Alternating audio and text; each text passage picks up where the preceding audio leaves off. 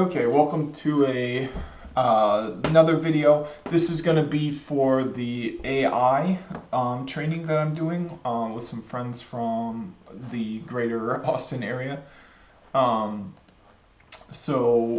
okay, yeah. So this is going to be, I think, the last lesson. Well, let's see here. So machine learning.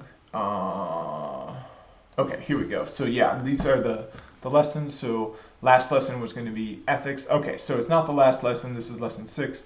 We've also got lessons 7 and 8.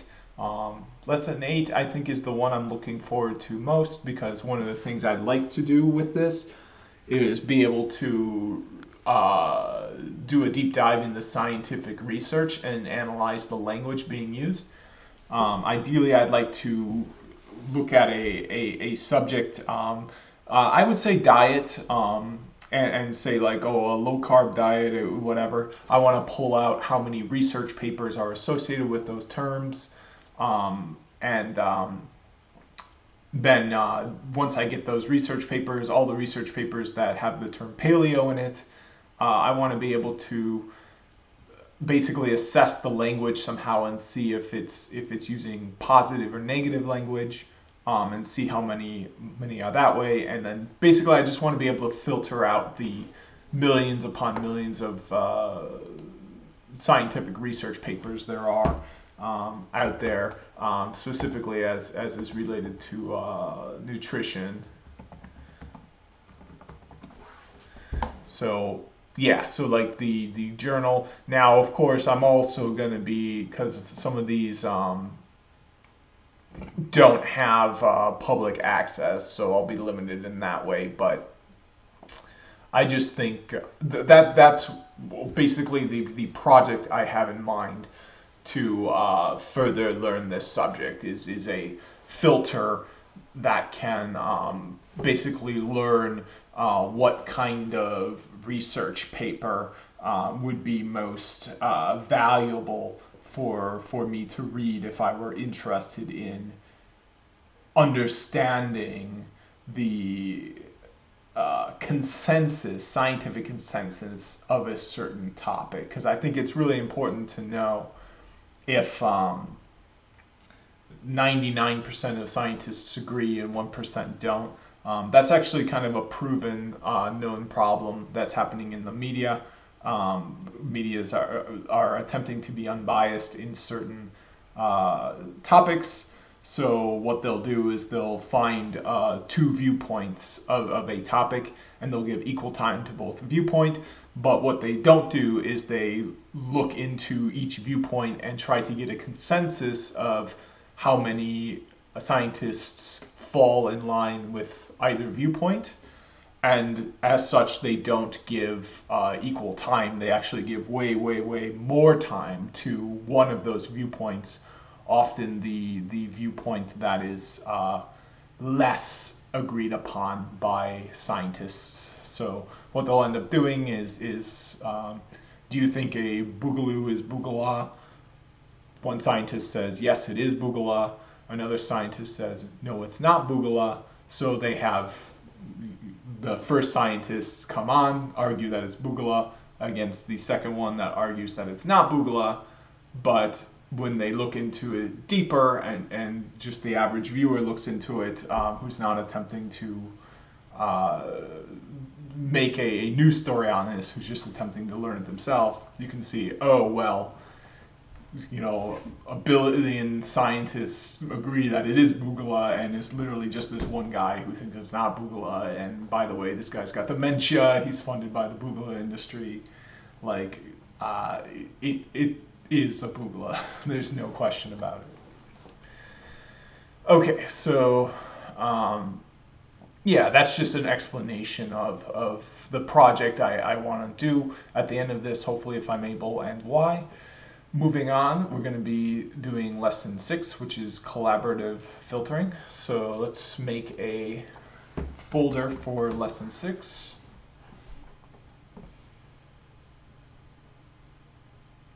Oops, so I got to switch over to my other drive. Okay, and one thing I want to do as well, I've got very limited space on my computer, so I'm gonna delete my old videos. They're all uploaded, ready to go. Maybe I just won't delete this one here just to be extra sure. Though I'm pretty sure I uploaded it, but there's no reason to just blow it away. I'll have plenty of space. Okay, so today, yep, here's the one I'm recording. So this one I'll leave just in case I happen not to upload it, but I'm pretty darn sure I did. Okay, so now what we can do is move on by creating another folder.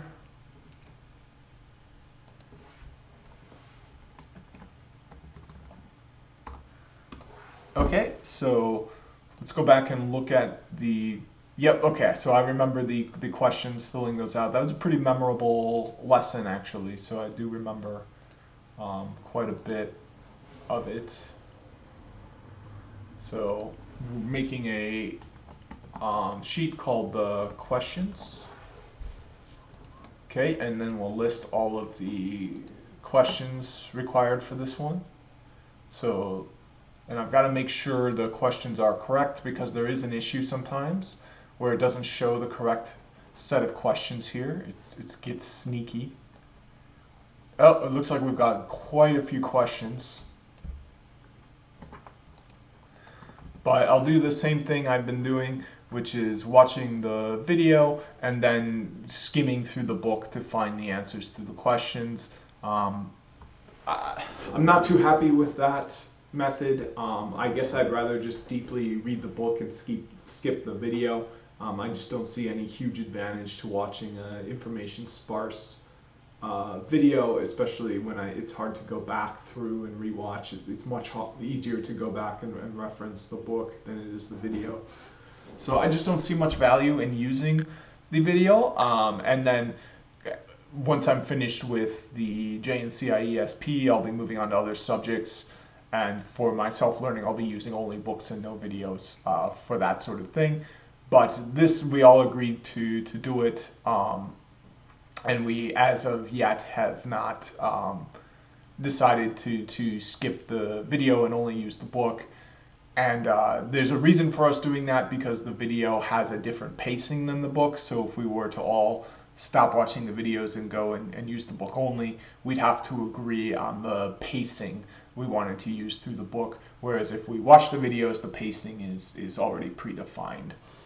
So let's see. And the pacing, of course, is really hard to assess. You know, you could accidentally have a week where, oops, like it's impossible to get through all this. Okay, so I'll read the notes and then I'll start watching the video. Today's lesson covers a lot of material. We finish our study of Chapter 5, looking at softmax in more detail, and also learning about some of the tricks that Fast AI uses to get good results from transfer learning, including gradual unfreezing and discriminative learning rates. We look at what it takes to training larger models, including the use of mixed precision training. Next, we work out way through chapter 6 of the book, which looks at multi-level problems. See, this is, I got to rant here for a moment. One of the things we're going to decide to do as a group is once we finish all 8 of these lessons. Now, I'm the kind of guy where if I say I'm going to finish this course, you know, if it's a course learning about slapping yourself in the face, I'm going to be slapping myself in the face hard. I'm going to do it. I will agree to do it. We all agree to do it. I'm that kind of person. Now, the entire rest of the group is not that kind of person. Already it dropped out like flies, and we had 3 people that remained during the whole discussion last week. So, you know, and we started with like maybe 8 or 10 people. So that's perhaps not the best mentality to have, but it's ingrained, it's baked in. Perhaps it's good to overcome it. But I'm going to get through these 8 lessons where I might drop off is if we decide to, after the 8th lesson, to do another course that covers more materials in the book. I may just say, no, I don't have the time or the interest, or something like that, or I'd rather just use the book and not the videos. That's when I would go and make that assessment, because you can see where I think in lesson 8, we've only got, yeah, I'm not sure how far it goes in lesson 8, but if we were to just stick to the book and do a lesson a day, or sorry, a chapter a day, that might be a better way to do it, because we get through. But the thing is, they're skipping around the book, so I think I'm going to be satisfied at the end of the videos, because I think the videos really aren't meant to help you work through the book. I think the videos are essentially their own curriculum, and then he just happened to write a book after completing the videos. So, okay, but let's. I had to stop and do a rant because of all the typos. It should say it takes to train larger models. It should say we work our way through. So it's kind of like the quality of information is really not meeting me halfway at the quality of the work I'm putting in on this. So that's, in my mind, a good reason to pivot away and focus on information that is more has more integrity. Like the JNCIESP, which has errors everywhere, but I get an actual certification for that. It's a little bit more important to consider what I'm learning on my own, if I'm learning something that I won't have proof for, like a certification or something like that. We discuss why multi-label approaches can be useful even in situations where you only expect one category of object per item, and look at how loss functions and data can be adjusted to work with multi-label data, including studying negative log likelihood loss.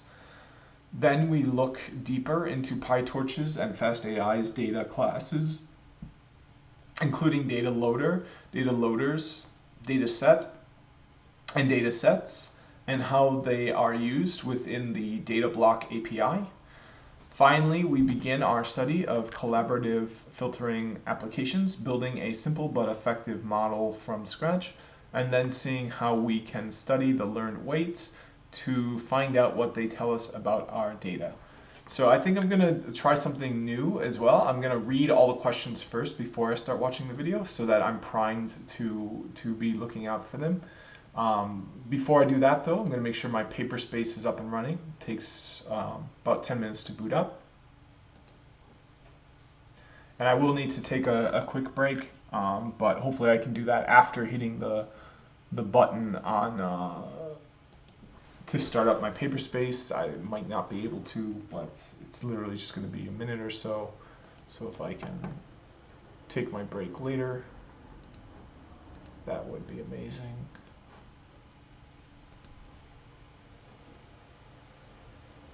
Okay, so I literally just need to hit the start button. There we go. Okay, oops, I need to hit start notebook. Okay, so, something happened because it says free CPU. I want to use a GPU. So let me pause the video and come back. I'm just going to have to do that. Well, sorry. Let me do cancel. Okay, and let me do start. And try to change the So yep, I'm going to change the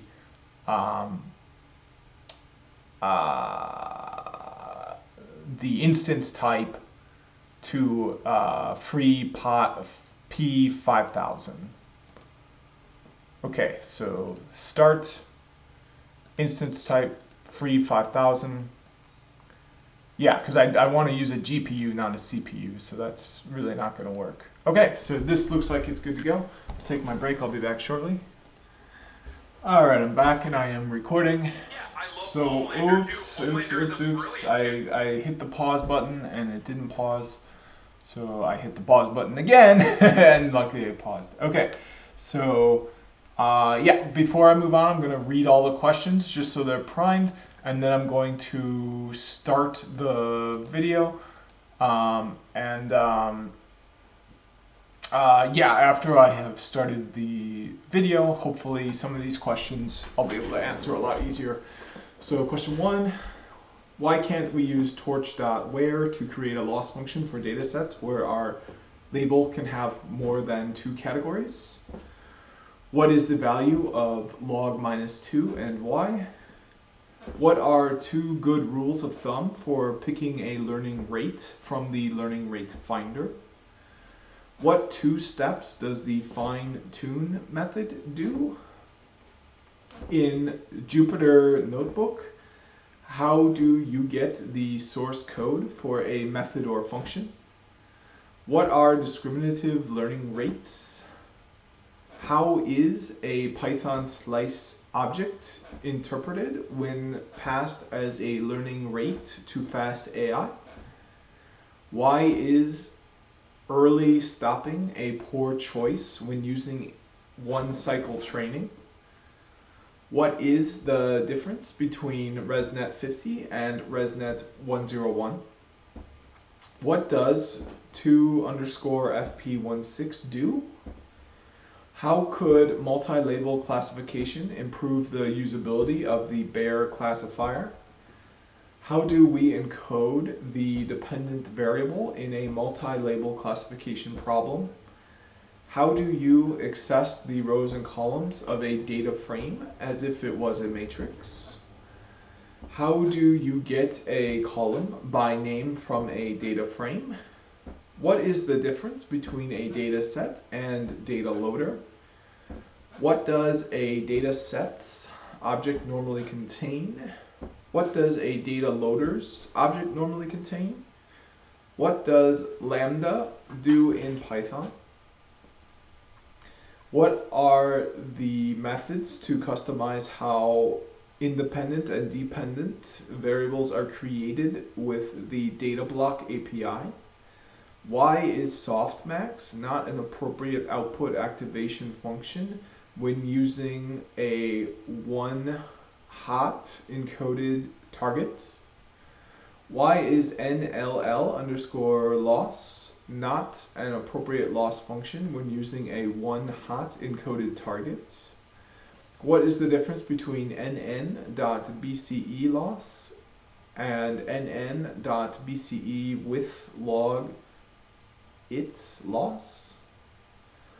Why can't we use regular accuracy in a multi-label problem? When is it okay to tune a hyperparameter on the validation set?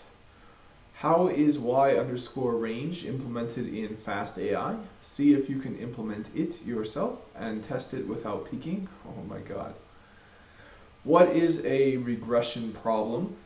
What loss function should you use for such a problem? What do you need to do to make sure the FastAI library applies the same data augmentation to your inputs images and your target point coordinates? What problem does collaborative filtering solve? How does it solve it? Why might a collaborative filtering predictive model fail to be a very useful recommendation system? What does a crosstab representation of collaborative filtering data look like? Write the code to create a crosstab representation of the movie lens data. You might need to do some web searching. What is a latent factor? Why is it latent? What is a dot product? Calculate a dot product manually using pure Python with lists. What does pandas.dataframe.merge do? What is an embedded matrix? What is the relationship between an embedding and a matrix of one-hot encoded vectors? Why do we need embedding if we could use one-hot encoded vectors for the same thing? What does an embedding contain before we start training, assuming we're not using a pre-trained model? Write a class without peeking, if possible, and use it. What does x bracket colon comma 0 colon return? This I'm actually not sure off the top of my head. I don't know what the comma does. Rewrite the dot product class without peeking if possible and train a model with it. What is a good loss function to use for movie lens? Why? What would happen if we used cross entropy loss with movie lens? How would we need to change the model? What is the use of bias in a dot product model? Okay, so now that those questions are fresh in my mind, let's start the video. It's going to be 2 hours. Hi everybody, and welcome to lesson 6, where we're going to continue looking at training convolutional neural networks for computer vision. And so we last looked at this the lesson before last, and specifically we were looking at how to train an image classifier to pick out breeds of pet, one of 37 breeds of pet. And we've gotten as far as training a model, but we also had to look and figure out what loss function was actually being used in this model. Okay, I was just concerned that Hi everybody, and let's look at this the lesson doing. Shoot. Hi everybody, and welcome to lesson 6, where we're going to continue. I was just confused because he's not starting lesson 6 in any sort of sequential manner as compared with lesson 5. Continue looking at training convolutional neural networks for computer vision. And so we last looked at this the lesson before last. And specifically we were looking at how to train an image classifier to pick out breeds of pet, one of 37 breeds of pet. And we've gotten as far as training a model, but we also had to look and figure out what loss function was actually being used in this model. And so we talked about cross-entropy loss, which is actually a really important concept, and some of the things we're talking about today depend a bit on you understanding this concept. So if you were at all unsure about where we got to with that, go back and have another look, have a look at the questionnaire in particular, and make sure that you're comfortable with cross-entropy loss. If you're not, you may want to go back to the 04 MNIST Basics notebook and remind yourself about MNIST loss, because it's very, very similar. That's what we built on to build up cross-entropy. So having trained our model, the next thing we're going to do. Okay, so I'm going to review that because I don't remember that at all. I don't even remember this diagram here at all. So it looks like it's really long. I guess let's try to read it down to sigmoid. So this is going to be the MNIST loss function. We already have our dependent variables x. These are the images themselves. We'll concatenate them all into a single tensor and also change them from a list of matrices, a rank 3 tensor, to a list of vectors, a rank 2 tensor. We can do this using view, which is a PyTorch method that changes the shape of a tensor without changing its contents. -1 is a special parameter to view. That means make this axis as big as necessary to fit all the data. We need a label for each image. We'll use 1 for 3s and 0 for 7s. A data set in Python is required to return a tuple of xy when indexed. Python provides a zip function, which when Python 3 provides a zip function, which when combined with list provides a simple way to get this functionality.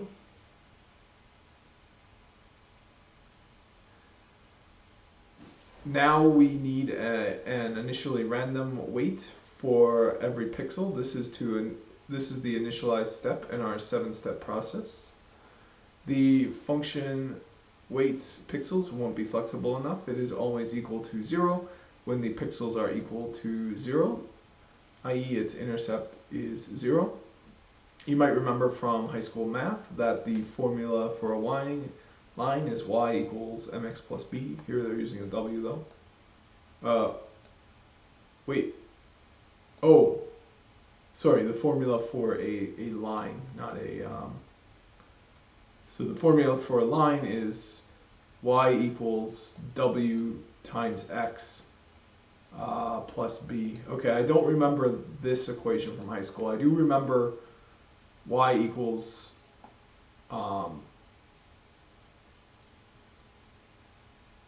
mx plus b. Oh, you know what? No, I do remember this. It's just this w is throwing me off. So let me throw up paint and show what I do remember. So this is what I remember from high school. Y equals m x plus b. This is how they're listing it. Y equals w and then an asterisk x plus b. So yeah, I remembered it correctly. It's just they're, instead of just saying, assuming, because you can write characters like this and then it's implied that they're multiplied together, but they're not just using that kind of implicit understanding. They're actually specifying that these terms are multiplied together, and then they're using the term w instead of the term m. But the m is the slope of the line, so it's the rise over the run. So if you have a graph like this, and then you have markings 1, 2, 3, and then 1, 2. Now you're not going to have a sloped line. You're going to have or sorry, not a sloped line, but you're going to have a straight line. This involves for straight line. This is for straight lines. So we can see the rise over the run. For this point here, we've got a run of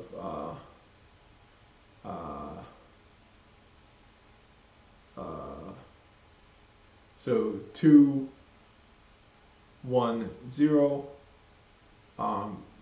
2, 1. So it's going to be, so the run for this point is going to be 1, and then the rise is going to be 2. So the slope of this line is 2. So that's what this m term stands for, the slope, the rise over the run. We still need the b. We'll initialize it to a random number 2. In neural networks, the w in the equation y equals w times x plus b is called the weights, and the b is called the bias. Together, the weights and bias make up the parameters. Jargon, parameters, the weights and biases of a model. The weights are the w in the equation w times x plus b, and the biases are the b in that equation. We can now calculate a prediction for one image. While we could use a Python for loop to calculate the prediction for each image, that would be very slow because Python loops don't run on the GPU, and because Python is a slow language for loops in general, we need to represent as much of the computation in a model as possible using higher level functions. In this case, there's an extremely convenient mathematical operation that calculates w times x for every row of a matrix. It's called matrix multiplication. The image shows This image shows two matrices, A and B, being multiplied together. Each item of the result, which we'll call AB, contains each item of its corresponding row of A multiplied by each item of its corresponding column of B added together. For instance, row 1, column 2, the orange dot with a red border, is calculated as A1, 1 times B1, 2 plus A1, 2 times B2, 2. If you need a refresher on matrix multiplication, we suggest you take a look at the Intro to Matrix Multiplication on Khan Academy, since this is the most important mathematical operation in deep learning. And I don't think this is high school. Let's say that we've got two matrices, and I'll just for some.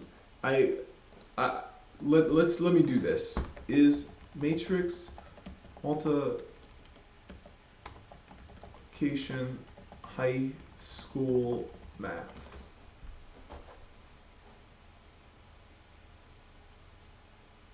Yeah, this isn't high school math. This is like college level math.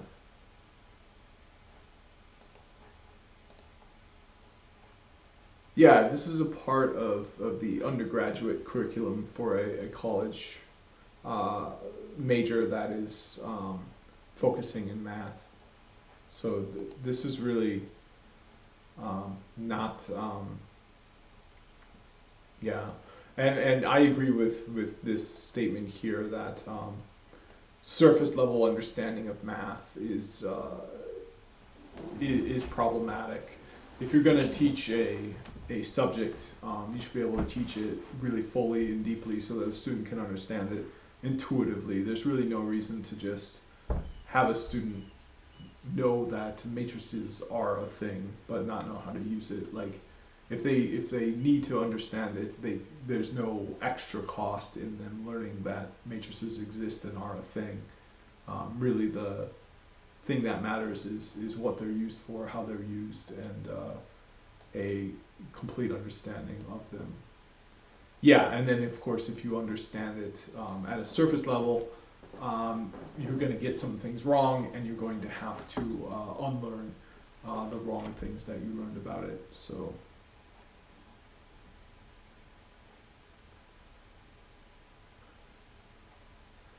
yeah, this is a pretty good site. Okay, you know what? I might as well refresh myself on this because well, that's why we actually do this way, even though you said it doesn't seem to make. Oh. It looks like this lesson isn't like super good. Oh, okay, yeah. So this probably isn't the best resource. Yeah, so this is probably a better resource to learn matrix multiplication. Yep. So this is it, but unfortunately in classic 3 blue, 1 brown, this is part of a 4-episode series. So it's going to be, and it's a 10-minute video. So this would be a perfect way to understand it, but I don't have enough time. So I'm just going to assume I know it. I did brush over in high school, so I have a surface level understanding of what it is. So let's move on.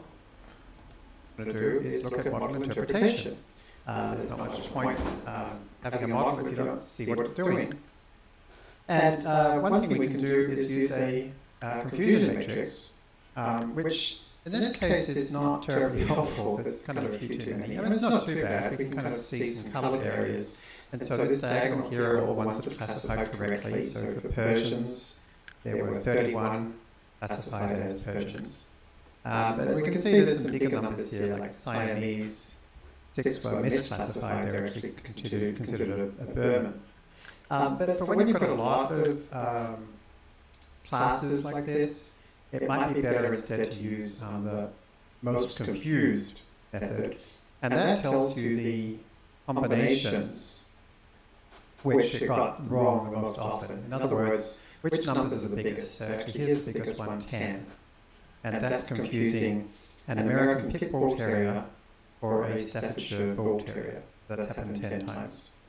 And a Ragdoll is getting confused with a Berman 8 times.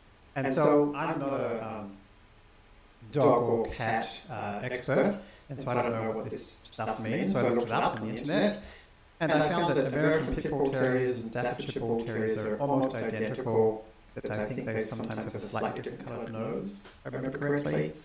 And Ragdolls and Bermans are types of cat that are so similar to each other that there's whole long threads on cat lover forums about is this a Ragdoll or is this a Berman, and experts disagreeing with each other. So no surprise that these things are getting confused. So when you see your model making sensible mistakes, the kind of mistakes that humans make, that's a pretty good sign that it's picking up the right kind of stuff, and that the kinds of errors you're getting also might be the key to fix. But let's see if we can make it better. And one way to try and make it better is to improve our learning rate. Why would we want to improve the learning rate? Well, one thing we'd like to do is to try to train it faster, get more done in less epochs. And so one way to do that would be to call our fine-tune method with a higher learning rate. So last time we used the default, which I think is, there you go, 1EX2. And so if we pump that up to 0.1, it's going to jump further each time. So remember the learning rate, if you've forgotten this, have a look again at Notebook 4. That's the thing we multiply the gradients by to decide how far to step. And unfortunately, when we use this higher learning rate here. Okay, so I did forget what the learning rate is as well. Looks like I accidentally skipped reading here, so let's, oh god. Yeah, and I don't know matrix multiplication, so I really, unfortunately, I might be a little bit better served to just continuing learning network engineering than AI. Personally, I'm not super interested in AI.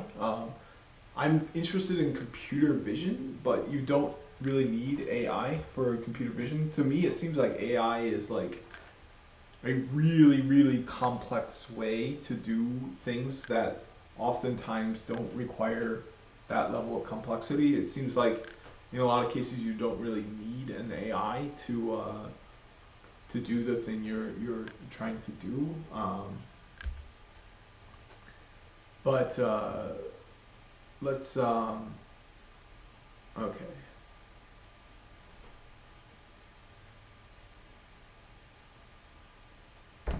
Okay, so yeah, let's just keep reading this. In Python, matrix multiplication is represented with the @ operator. Let's try it. Okay, so let's try it in a IPython shell. So we're gonna have a list here, 1, 2, 3.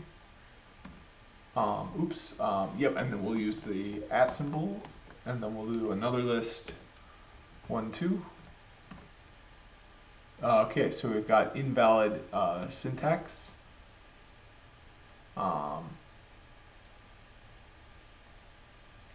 So I don't think the @ symbol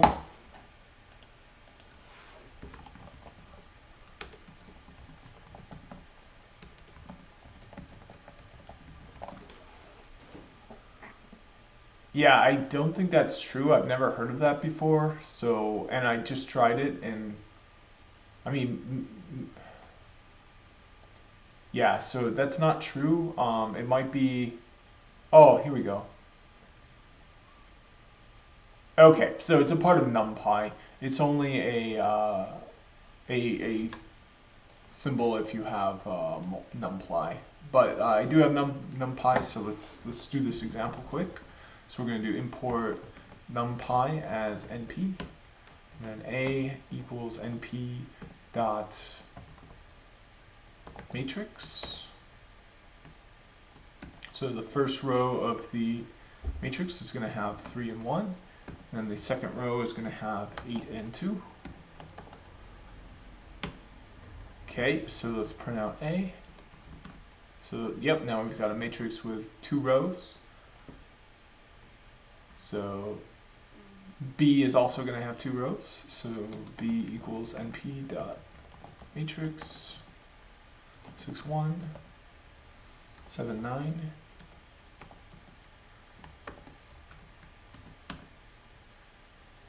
Okay, so now we can use this special operator since we've got numpy imported. Oh.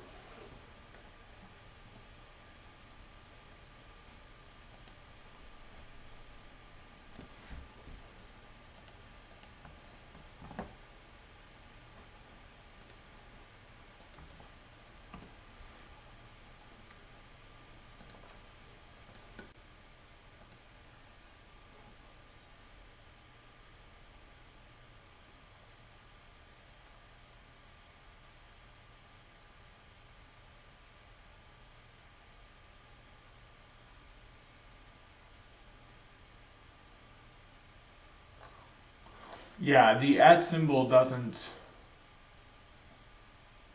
Yeah, it doesn't support it.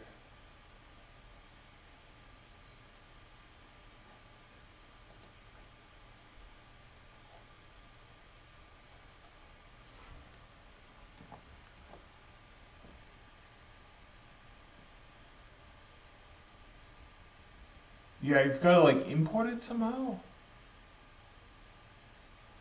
No built-in Python types implement this operator. Oh, okay, so they're saying that it does, it is used for matrix multiplication, but you can't use it for a list, you can't use it for a dictionary, you can't use it for a string. You can only use it for object types that are part of special libraries such as NumPy. But you can see very clearly there is an issue with that. If I do a type A, we do have a NumPy matrix. Let me try it without the space. Okay, well there's still a syntax issue. Let's do a type B. Okay, that's a NumPy matrix as well. So let's do a help on those.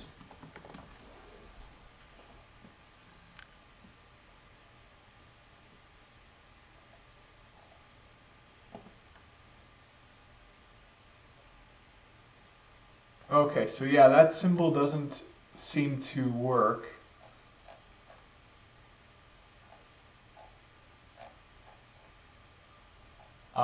At least not on NumPy matrices.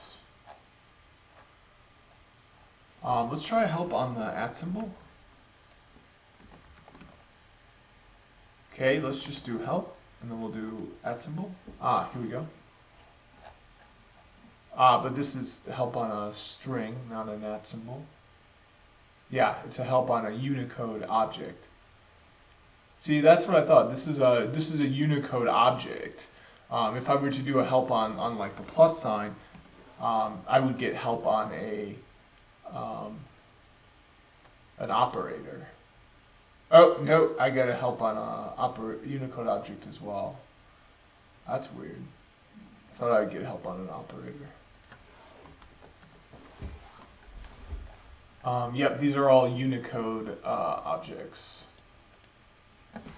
What about 1 + 1? Yeah, Unicode objects. Huh, okay, well that makes no sense. Alright, let's just keep working through this. So yep, I tried it.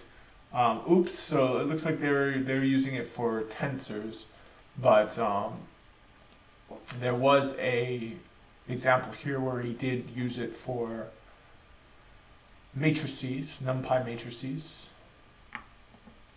but for some reason it didn't work.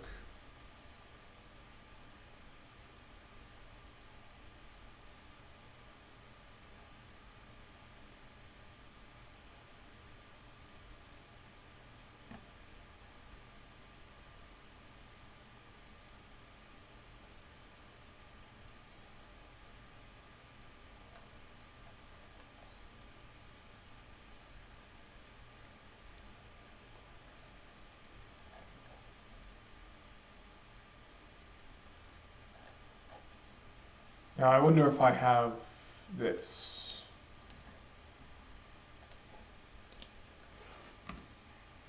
Nope. Okay, well I'm just gonna give that up for now. Hopefully someone in the chat will help me out with that. And I will move on. Yeah, I wish I could watch all this. I can, but okay. The first element is the same as we calculated before, as we'd expect. The equation, batch times weights plus bias, is one of the two fundamental equations of any neural network. The other one is the activation function, which we'll see in a moment. Let's check our accuracy to decide if an output represents a 3 or a 7. We can just check whether it's greater than 0. So our accuracy for each item can be calculated using broadcasting, so no loops, with this.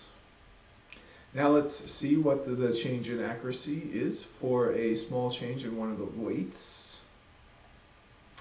As we've seen, we need gradients in order to improve our model using SGD, stochastic gradient descent.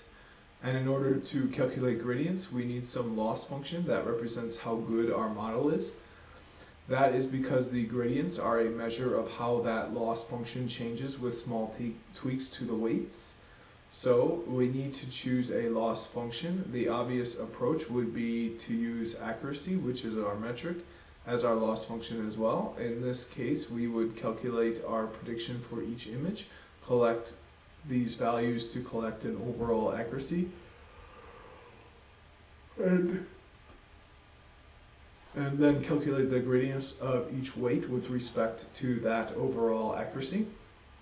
Unfortunately, we have a significant technical problem here. The gradient of a function is its slope or its steepness, which can be defined as rise over run.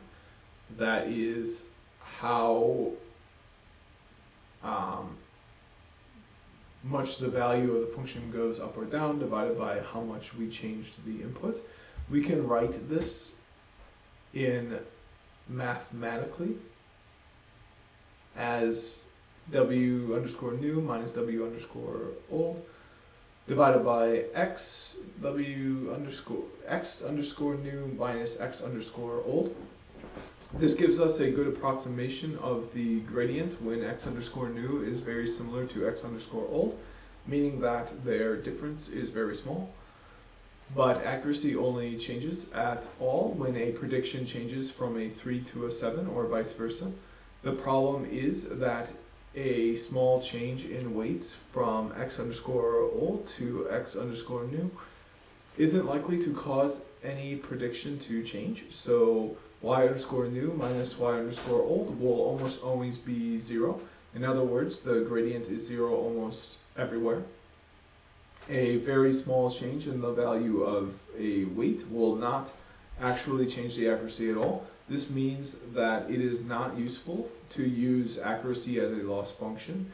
If we do, most of the time our gradients will actually be 0, and the model will not be able to learn from that number. In mathematical terms, accuracy is a function that is constant almost everywhere except at the threshold 0.5, so its derivative is nil almost everywhere and infinity in the threshold. This then gives gradients that are 0 or infinite, which are useless for updating the model. Okay, so obviously I need a glass of water. I will be right back. Alright, I am back. I have not drank the water yet, so I will do that now.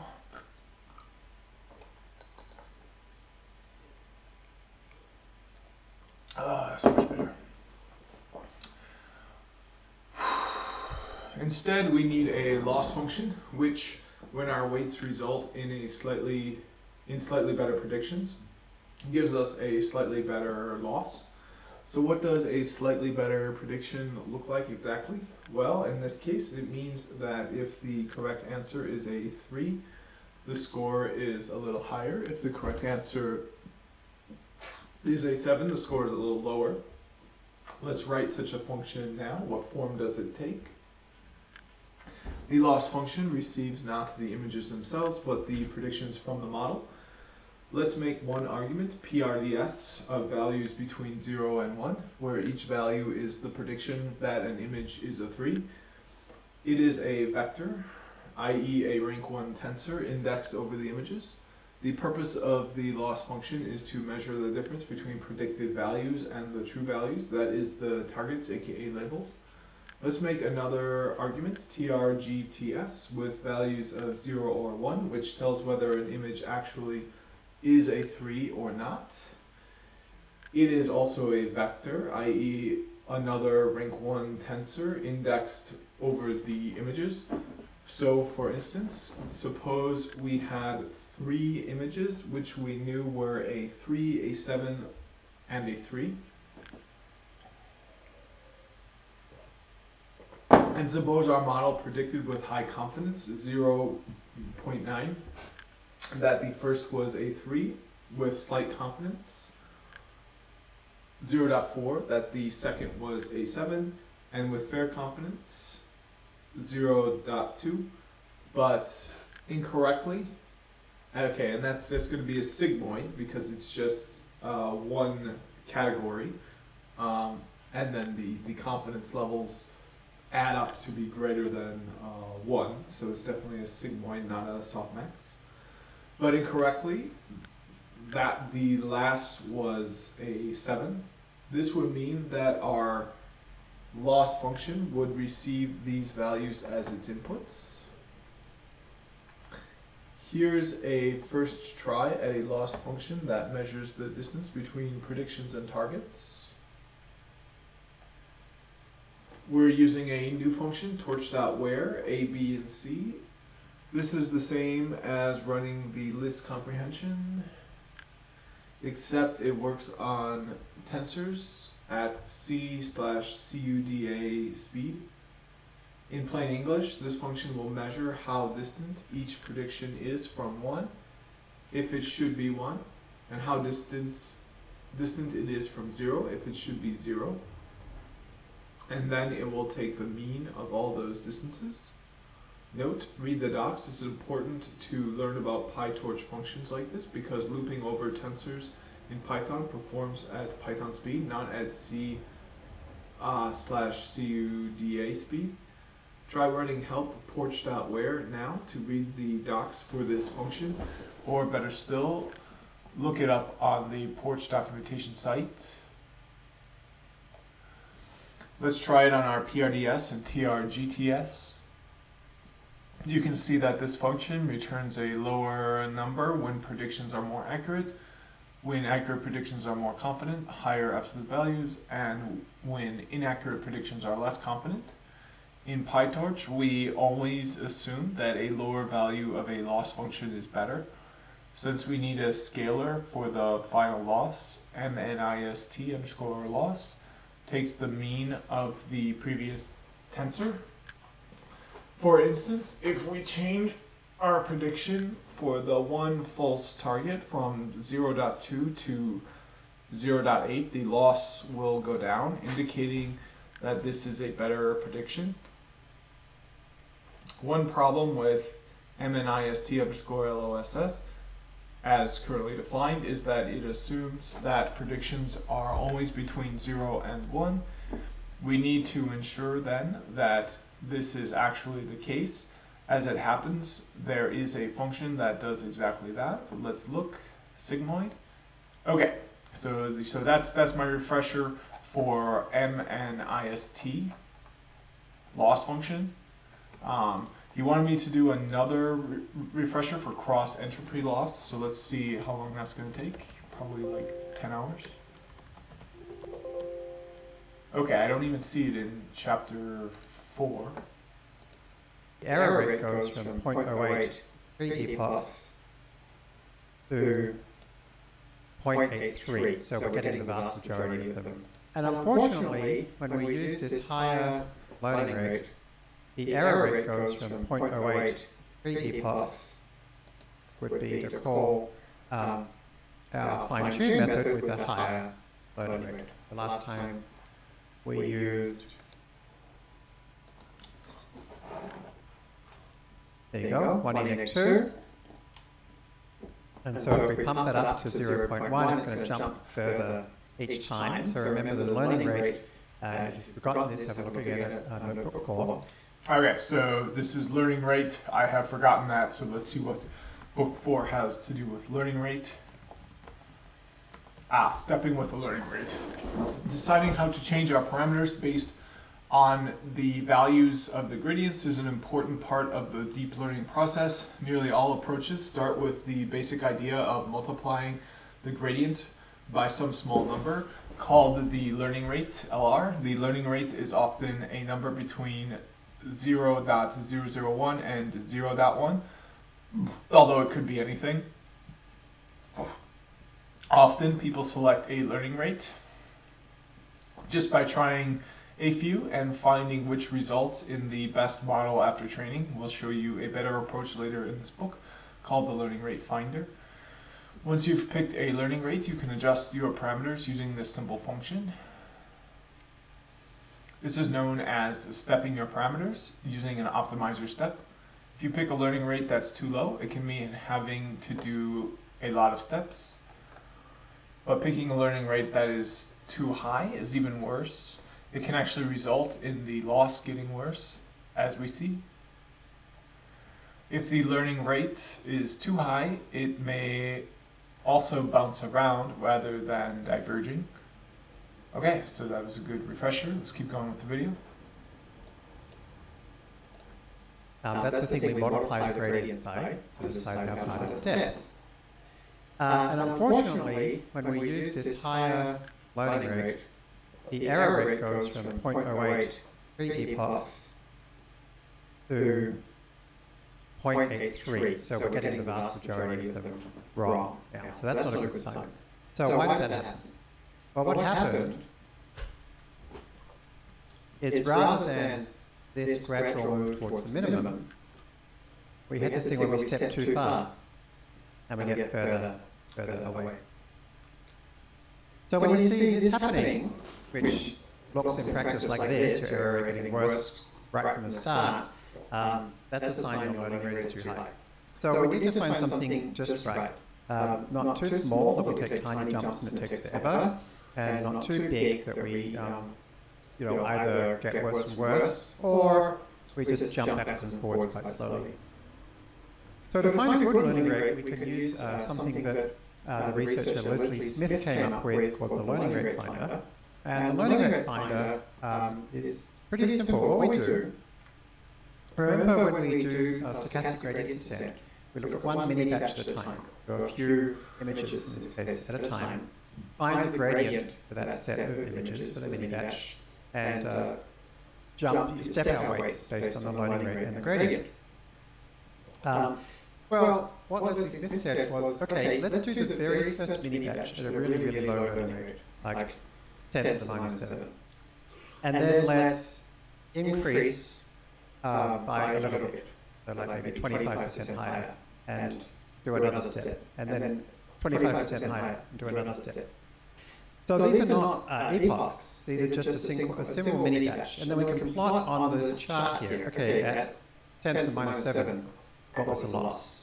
And at 25% higher than that, what was the loss? At 25% higher than that, what was the loss? And so not surprisingly, if you do that at the low learning rates, the loss doesn't really come down, because the learning rate is so small that these steps are tiny, tiny, tiny. And then gradually, we get to the point where they're big enough to make a difference, and the loss starts coming down, because we've plotted here the learning rate against the loss. Right? So here, the loss is coming down as we continue to increase the learning rate. The loss comes down until we get to a point where our learning rate is too high. And so it flattens out, and then, oh, it's getting worse again. So here's the point above, like, 0.1, where we're in this territory. So what we really want is somewhere around here, where it's kind of nice and steep. So you can actually ask it, the learning rate finders, we use LR find to get this plot. We can get back from it the minimum and steep. And so steep is where was it steepest. So the steepest point was 583. And the minimum point divided by 10, that's quite a good rule of thumb, is 182. So somewhere around this range might be pretty good.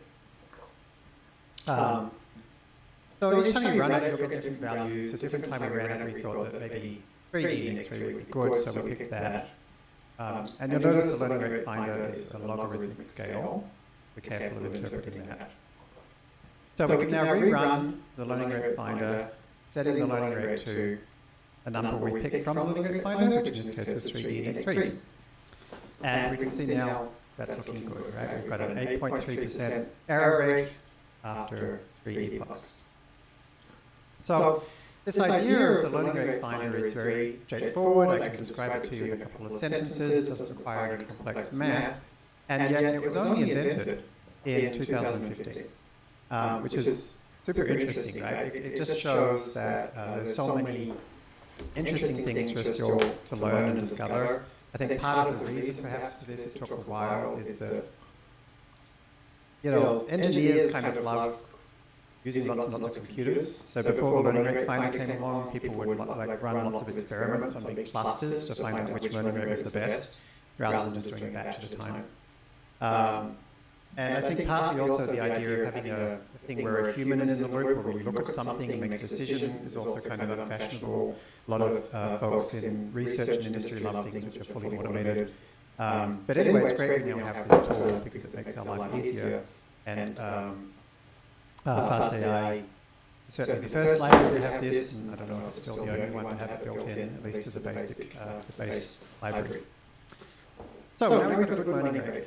How do we fine-tune the weights? So far we've just been running this fine-tune method without thinking much about what it's actually doing. But we did mention in chapter 1, lesson 1, briefly, basically what's happening with fine-tune. What is transfer learning doing? And before we look at that, let's take a question. Right. Is the learning rate plot in LR find plotted against one single mini batch? No, it's not. It's actually just a standard kind of walking through the data loader, so just getting the usual mini batches of the shuffled data, and so it's kind of just normal training. And the only thing that's being different is that we're increasing the learning rate a little bit after each mini batch and keeping track of it. Along with that, is the network reset to the initial status after each trial? No, certainly not. We actually want to see how it learns. We want to see it improving. So we don't reset it to its initial state until we're done. So at the end of it, we go back to the random weights we started with, or whatever the weights were at the time we ran this. So what we're seeing here is something that's actually the actual learning that's happening as we at the same time increase the learning rate. Why would an ideal learning rate found with a single mini batch at the start of training keep being a good learning rate even after several epochs and further loss reductions? Great question. It absolutely wouldn't. So let's look at that too, shall we? Pass one more. This is an important point, so ask us. It is very important. For the learning rate finder, why use the steepest and not the minimum? We certainly don't want the minimum, because the minimum is the point at which it's not learning anymore. Right? So this flat section at the bottom here means in this mini batch you didn't get that. So we want the steepest because that's the mini batch where it got the most improved. And that's what we want. We want the weights to be moving as fast as possible. As a rule of thumb, though, we do find that the minimum divided by 10 works pretty well. That's Sylvain's favorite approach, and he's generally pretty spot on with that. So that's why we actually print out those two things. LR min is actually the minimum divided by 10, and steepest point is suggested steepest point. Great, good questions, Paul. So, remind ourselves what transfer learning does. So with transfer learning, remember what our neural network is. It's a bunch of linear models, basically, with activation functions, three of them. And our activation functions are generally ReLUs, rectified linear units. If any of this is fuzzy, have a look at the 04 notebook again to remind yourself. And so each of those linear layers has a bunch of parameters. So the whole neural network has a bunch of parameters. And so after we train a neural network on something like ImageNet, we have a whole bunch of parameters that aren't random anymore. They're actually useful for something. And we've also seen that the early layers seem to learn about fairly general ideas like gradients and edges, and the later layers learn about more sophisticated ideas like what our eyes look like, or what does bird look like, or what does text look like. So with transfer learning, we take a model, or in other words, a set of parameters, which has already been trained, something like ImageNet. We throw away the very last layer, because the very last layer is a bit that specifically says which one of those, in the case of ImageNet, 1,000 categories, is this an image. So we throw that away, and we replace it with random weights, sometimes with more than one layer of random weights, and then we train that. Now, yes? Oh, I just wanted to make a comment, and that's that I think the learning rate finder, I think after you learn about it, the idea almost seems kind of so simple or approximate that it's like, wait, this shouldn't work, like, or shouldn't you have to do something more complicated or more precise, that it's, like, I just want to highlight that this is a very surprising result, that some kind of such a simple approximate method would be so helpful. Yeah, I would particularly say it's surprising to people who are not practitioners or who have not been practitioners for long. I've noticed that a lot of my students at USF have a tendency to kind of jump in and try to do something very complex where they account for every possible imperfection from the start. And it's very rare that that's necessary. So one of the cool things about this is a good example of trying the easiest thing first and seeing how well it works. And this was a very big innovation when it came out.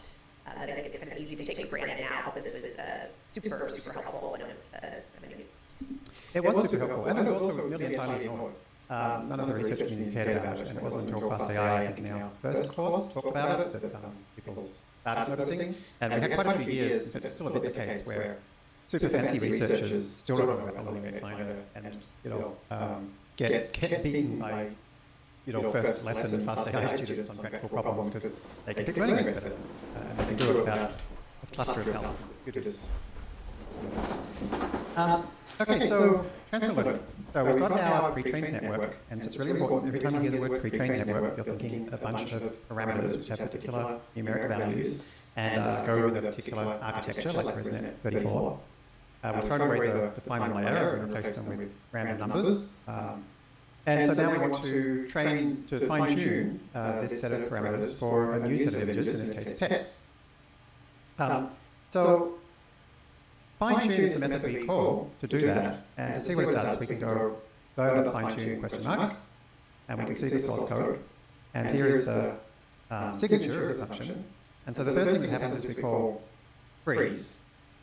So freeze is actually the method which makes it so only the last layer's weights will get stepped by the optimizer.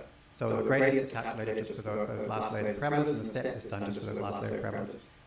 So then we call fit, and we fit for some number of epochs, which by default is 1. We don't change that very often. And what that fit is doing is it's just fitting those randomly added weights, which makes sense, right? They're the ones that are going to need the most work, because at the time which we add them, they're doing nothing at all. They're just random. So that's why we spend one epoch trying to make them better. After you've done that, we now have a model which is much better than we started with. It's not random anymore. All the layers except the last are the same as the pre-trained network. The last layer has been tuned for this new data set. So the closer you get to the right answer, as you can kind of see in this picture, the smaller the steps you want to create, the smaller steps you want to take, generally speaking. So the next thing we do is we divide our learning rate by 2, and then we unfreeze, so that means we make it so that all the parameters will now be stepped, and all of them will have gradients calculated, and then we fit for some more epochs, and this is something we have to pass to the method. And so that's now going to train the whole network. So if we want to, we can kind of do this by hand, right? And actually CNN Learner will by default freeze the model for us, freeze the parameters for us, so we actually don't have to call freeze. So if we just create our learner and then fit for a while, this is 3 epochs of training just the last layer. And so then we can just manually do it ourselves, unfreeze. And so now at this point, as the question earlier suggested, maybe this is not the right learning rate anymore, so we can run LR find again, and this time you don't see the same shape. You don't see this rapid drop, because it's much harder to train a model that's already pretty good. But instead you just see a very gentle little gradient. So generally here, what we do is we kind of try to find a bit where it starts to get worse again, and go about just about here, and go about 10, multiple of 10 less than that, so about 1.85, I would guess, which, yeah, that's what we picked. So then after unfreezing, finding a new learning rate, and then we can do a bunch more, and so here we are, we're getting down to 5.9% error, which is okay, but there's better we can do. And the reason we can do better is that at this point here, we're training the whole model at a 1.85, so 10 to the minus 5 learning rate, which doesn't really make sense, because we know that the last layer is still not that great. It's only had 3 epochs of training from random, so it probably needs more work. We know that the second last layer was probably pretty specialized to ImageNet and less specialized to pet breeds, so that probably needs a lot of work. Whereas the early layers, the kind of gradients and edges, probably don't need to be changed much at all. So what we'd really like is to have a small learning rate for the early layers and a bigger learning rate for the later layers. And this is something that we developed at FastAI, and we call it discriminative learning rates. And Jason Jasinski actually is a guy who wrote a great paper that some of these ideas are based on, which is he actually showed that different layers of the network really want to be trained at different rates, although he didn't kind of go as far as trying it out and seeing how it goes. That's more of a theoretical thing. So in FastAI, if we want to do that, we can pass to our learning rate, rather than just passing a single number, we can pass a slice. Now a slice is a special built-in feature of Python. It's just an object which basically can have a few different numbers in it. In this case, we're passing it 2 numbers. And the way we read those, basically what this means in FastAI learning rate is the very first layer will have this learning rate, 10 to the minus 6. The very last layer will be 10 to the minus 4. And the layers between the two will be kind of equal multiples. So they'll kind of be equally spaced learning rates from the start to the end. So here we can see basically doing our kind of own version of fine-tuning. We create the learner, we fit with that automatically frozen version, we unfreeze, we fit some more. And so when we do that, you can see this works a lot better. We're getting down to 5.3, 5.1, 5.4 error. So that's pretty great. One thing we'll notice here is that we did kind of overshoot a bit. It seemed like more like epoch number 8 was better. So kind of back before, well, actually let me explain something about fit one cycle. So fit one cycle is a bit different to just fit. So what fit one cycle does is it actually starts at a low learning rate. It increases it gradually for the first 1/3 or so of the batches until it gets to a high learning rate, the highest. This is why it's called LR max. It's the highest learning rate we get to. And then for the remaining 2/3 or so of the batches, it gradually decreases the learning rate. And the reason for that is just that, well, actually it's kind of like empirically, researchers have found that works the best. In fact, this was developed again by Leslie Smith, the same guy who did the learning rate finder. Again, it was a huge step, it really dramatically accelerated the speed at which we can train neural networks and also make them much more accurate. And again, the academic community basically ignored it. In fact, the key publication that developed this idea was not even, did not even pass peer review. And so the reason I mention this now is to say that we don't really just want to go back and pick the model that was trained back here, because we could probably do better, because we really want to pick a model. That's really interesting to me that it did not pass peer review, because why didn't it pass? Did they say there's a problem with it? And if there's a problem with it, why is it being used? Why is that problem not being discussed or addressed? that's got a low learning rate. So what I would generally do here is I change this 12 to an 8, because this is looking good, and then I would retrain it from scratch. Normally you'll find a better result. You can plot the loss, and you can see how the training and validation loss moves along. And you can see here that the error rate was starting to get worse here. And what you'll often see is often the validation loss will get worse a bit before the error rate gets worse. We're not really seeing it so much in this case, but the error rate and the validation loss don't always, or they're not always kind of in lockstep. So what we're plotting here is loss, but you actually kind of want to look to see mainly what's happening with the error rate, because that's actually the thing we care about. Remember, the loss is just like an approximation of what we care about that just happens to have a gradient that works out nicely. So how do we make it better now?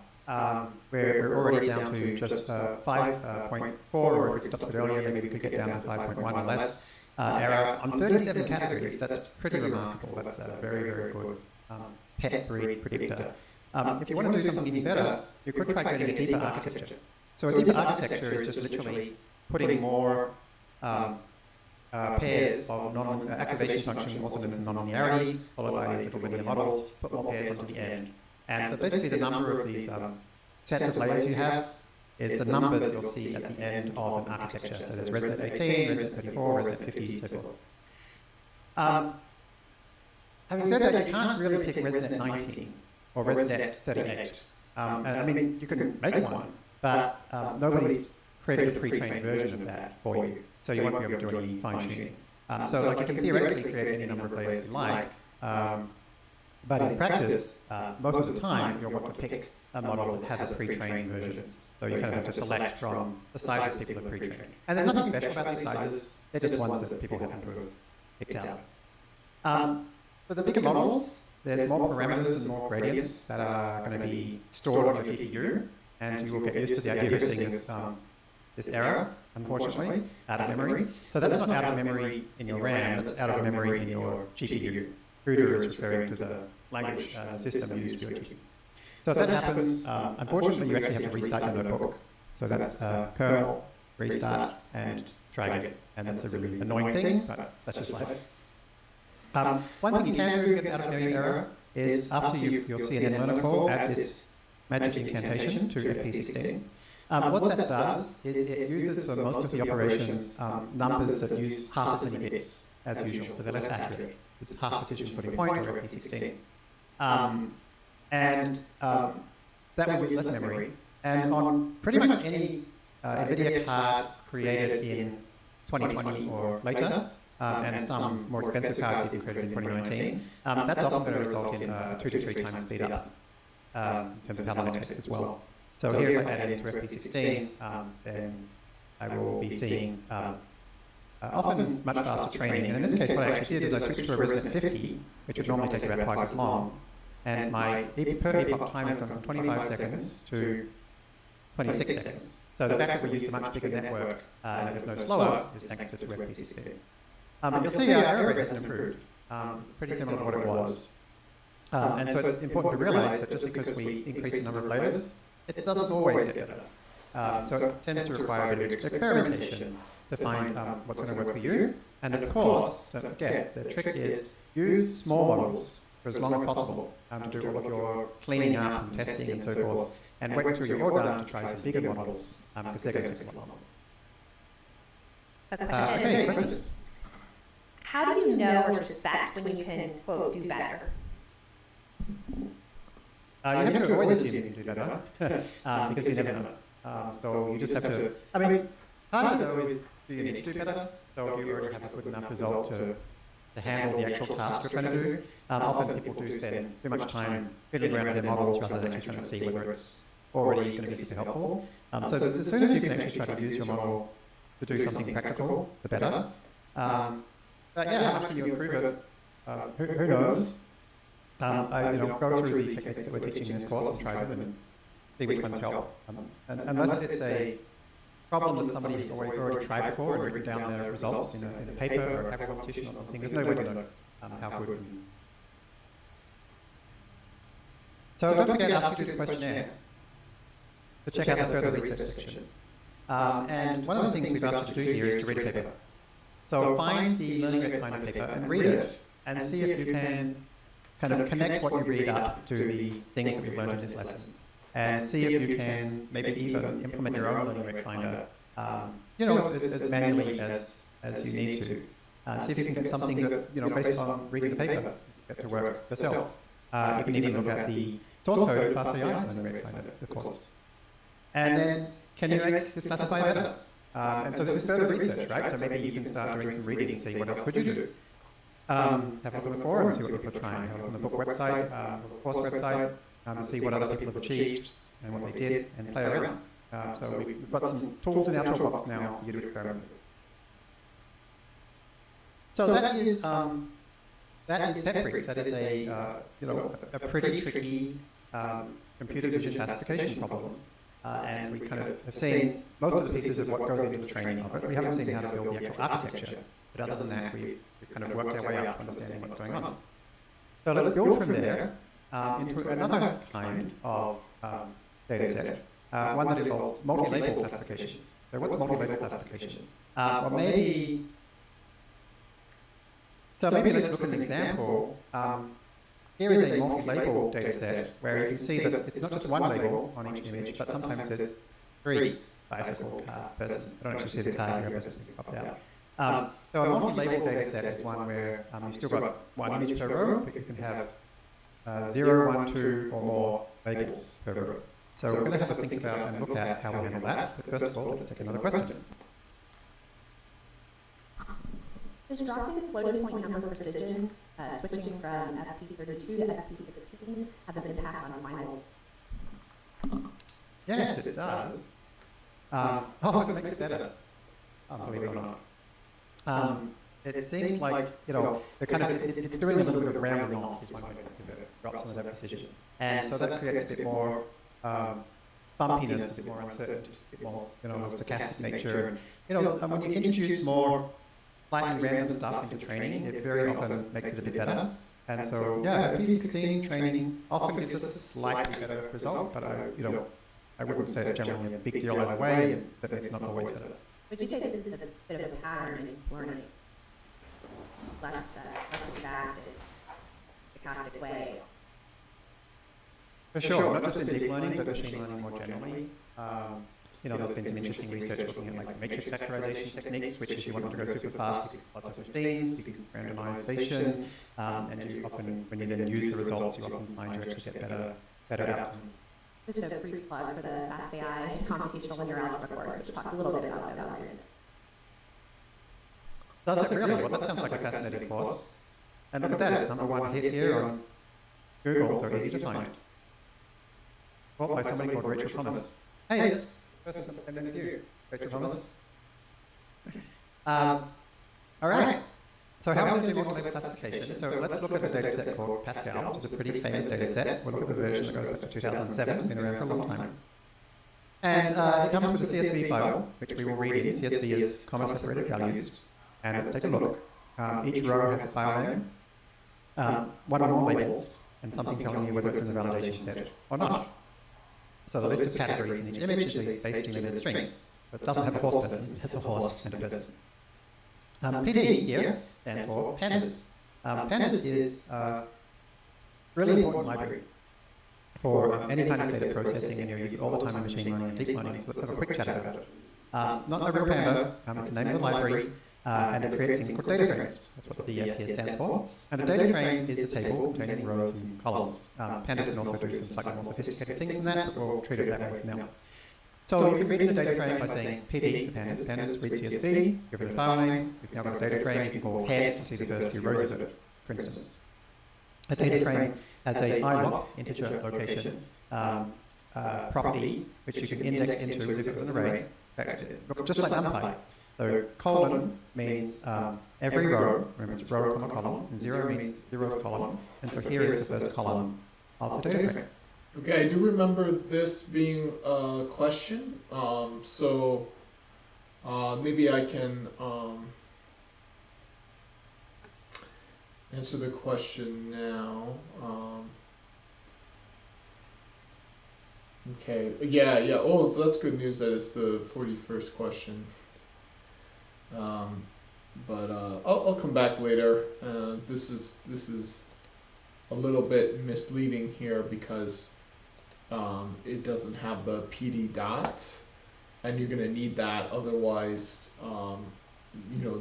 this here will return an error because it's missing the PD dot. It doesn't know that it's a pandas data frame.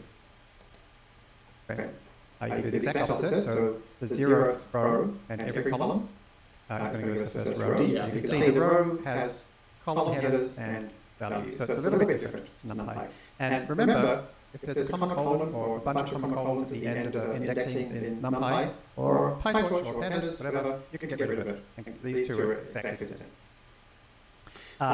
You could do the same thing here by grabbing the column by name. The first column is F name, so DF name. You get that first column. You can create new columns. So here's a tiny little data frame I created from a dictionary. And I can create a new column by, for example, adding 2 columns. And you can see there it is. So it's like a lot like NumPy or PyTorch, except you have this idea of kind of rows and column name columns. And so it's all about kind of tabular data. I find this API pretty unintuitive, a lot of people do, but it's fast and powerful. So it takes a while to get familiar with it, but it's worth taking a while. And the creator of Pandas wrote a fantastic book called Python for Data Analysis, which I've read both versions and I found it fantastic. It doesn't just cover Pandas, it covers other stuff as well, like IPython and NumPy and Matplotlib, so highly recommend this book. This is our table. So what we're going to do now is construct data loaders that we can train with. And we talked about the data block API as being a great way to create data loaders. So let's use this as an opportunity to create data loaders for a data block and data loaders for this. And let's try to do it like right from square one. So let's see exactly what's going on with data block. So first of all, let's remind ourselves about what a data set and a data loader is. A data set is an abstract idea of a class. You can create a data set. A data set is anything which you can index into it, like so, and you can take the length of it, like so. So for example, the list of the lowercase letters, along with a number saying which lowercase letter it is, I can index into it to get 0, A, I can get the length of it to get 26, and so therefore this qualifies as a data set. And in particular data sets, normally you would expect that when you index into it, you would get a tuple, because you've got the independent and dependent variables. Not necessarily always just 2 things, there could be more, there could be less, but 2 is the most common. So once we have a data set, we can pass it to a data loader. We can request a particular batch size, we can shuffle or not, and so there's our data loader from A. We can grab the first value from that iterator, and here is the shuffle 7 is H, 4 is E, 20 is U, and so forth. And so remember, a mini batch has a mini batch of the independent variable and a mini batch of the dependent variable. If you want to see how the 2 correspond to each other, you can use zip. So if I zip passing in this list and then this list, so B0 and B1, you can see what zip does in Python is that it grabs one element from each of those in turn and gives you back the tuples of the corresponding elements. Since we're just passing in all of the elements of B to this function, Python has a convenient shortcut for that, which is just to say star B. And so star means insert into this parameter list each element of B, just like we did here. So these are the same thing.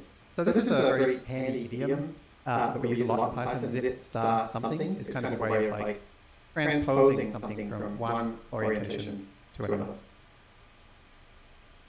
Alright, so we've got a data set, we've got a data loader. And then what about data sets? Well, data sets is an object which has a training data set and a validation data set. So let's look at one. So normally, you don't start with kind of an enumeration like this, like with an independent variable and independent variable. Normally you start with like a file name, for example. And then you kind of calculate or compute or transform your file name into an image by opening it, and a label by, for example, looking at the file name and grabbing something out of it. So for example, we could do something similar here. This is what datasets does. So we can start with just the lowercase letters. So this is still a dataset, right? Because we can index into it, and we can get the length of it, although it's not giving us tuples yet. So if we now pass that list to the datasets class and index into it, we get back a tuple. And so actually a tuple is just one item. This is how Python shows a tuple is one item. It's in parentheses and a comma and then nothing. Okay. So in practice, what we really want to do is to say, like, okay, we'll take this and do something to compute an independent variable, do something to compute a dependent variable. So here's a function we can use to compute an independent variable, just stick an A on the end, and a dependent variable must be the same thing with a B on the end. So here's two functions. So for example, now we can call data sets, passing in A, and then we can pass in a list of transformations to do. And so in this case, I've just got one, which is this function, add an A on the end. So now if I index into it, I don't get A anymore, I get AA. If you pass multiple functions, then it's going to do multiple things. So here I've got F1 and F2, AAB. Adds this one, then adds this one. And you'll see this is a list of lists, and the reason for that is that you can also pass something like this, a list containing F1, a list containing F2, and this will actually take each element of A, pass it through this list of functions, and there's just one of them, to give you AA, and then start again, separately, pass it through this list of functions, there's just one, to get AB. And so this is actually kind of the main way we build up independent variables and dependent variables in fast AI, is we start with something like a file name, and we pass it through two lists of functions. One of them will generally kind of open up the image, for example, and the other one will kind of pass the file name, for example, and give you an independent variable and a dependent variable. So you can then create a data loaders object from datasets by passing in the datasets and the batch size. And so here you can see I've got shuffled OA, IA, etc., OB, IB, etc. So this is worth studying. Make sure you understand what datasets and data loaders are. We don't often have to create them from scratch. We can create a data block to do it for us. But now we can see what the data block has to do. So let's see how it does it. So we can start by creating an empty data block. So an empty data block is going to take our data frame. I'm going to go back to looking at our data frame, which remember was this guy. And so if we pass in our data frame, we'll now find that this data block has created data sets, a training and a validation data set for us. And if we look at the training set, it'll give us back an independent variable and a dependent variable, and we'll see that they are both the same thing. So this is the first row of the table that's actually shuffled. So it's a random row of the table repeated twice. And the reason for that is by default, the data block assumes that we have two things, the independent variable and the dependent, or the input and the target. And by default, it just copies. It just keeps exactly whatever you gave it. To create the training set and the validation set, by default, it just randomly splits the data with a 20% validation set. So that's what's happened here. So this is not what we use. What we actually want to do, if we look at X, for example, is grab the F name, the file name field, because we want to open this image. That's going to be our independent variable. And then for the label, we're going to want this here, person cat. So we can actually pass these parameters, getX and getY, functions that return the bit of data that we want. And so you can create and use a function in the same line of code in Python by saying lambda. So lambda r means create a function, doesn't have a name. It's going to take a parameter called r. We don't even have to say return. It's going to return the fname column in this case. And getY is something which is a function that takes an r and returns the labels column. So now we do the same thing called data.datasets. We can grab a row from that, from the training set, and you can see, look, here it is. There is the image file name, and there is the spacely limited list of labels. So here's exactly the same thing again, but done with functions. Okay, so now the one line of code above has become 3 lines of code, but it does exactly the same thing. Okay. We don't get back the same result because the training set. Well, wait, why don't we get the same result? Oh, I know why. Because it's randomly shuffling. It's randomly picking a different validation set. Because the random split is done differently each time. So that's why we don't get the same result. One thing to note: be careful of lambdas. If you want to save this data block for use later, you won't be able to. Python doesn't like saving things that contain lambdas. So most of the time in the book and the course, we normally use avoid lambdas for that reason. It's often very convenient to be able to save things. We use the word here, serialization. That just means basically it means saving something. This is not enough to open an image because we don't have a path. So to turn this into, so rather than just using this function to grab the fname column, we should actually use path lib to go path/train and then follow. And then for the y, again, the labels is not quite enough, we have to split on space. But this is Python, we can use any function we like, so then we use the same 3 lines of code as here, and now we've got a path and a list of labels. So that's looking good.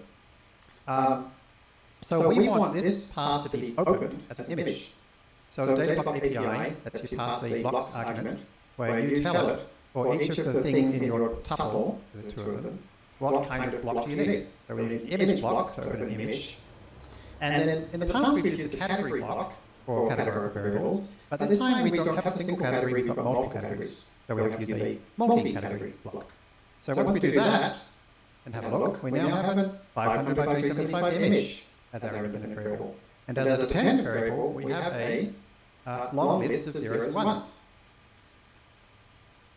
The long list of zeros and ones is the labels as a one-hot encoded vector, a rank 1 tensor. And specifically, there will be a 0 in every location where, in the vocab, where there is not that kind of object in this image, and a 1 in every location where there is. So for this one, it's just a person. So this must be the location in the vocab where there's a person. Do you have any questions? So one-hot encoding is a very important concept, and we didn't have to use it before, right? We could just have a single integer saying which one thing is it. But when we've got lots of things, lots of different labels, it's convenient to use this one-hot encoding. And it's kind of what, it's actually what's going to happen with the actual matrices anyway. When we actually compare the activations of our neural network to the target, it's actually going to be comparing each one of these. Okay, so the categories, as I mentioned, is based on the vocab. So we can grab the vocab from our dataset subject, and then we say, okay, let's look at the first row, and let's look at the dependent variable, and let's look for where the dependent variable is 1. Okay, and then we can have a look past those indexes to the vocab and get back a list of what actually was there. And again, each time I run this, I'm going to get different results. So each time we run this, we're going to get different results because I've got data sets again here. So it's going to give different train test split. So this time it turns out that this is actually a chair. And we have a question. Shouldn't the tensor be of integers? Why is it a tensor of floats? Yeah, conceptually this is a tensor of integers. They can only be 0 or 1. But we're going to be using a cross-entropy style loss function, so we're going to actually need to do floating point calculations on them. That's going to be faster to just store them as float in the first place rather than converting backwards and forwards. Even though they're conceptually int, we're not going to be doing kind of int-style calculations with them. Good question. I mentioned that by default the data block uses a random split.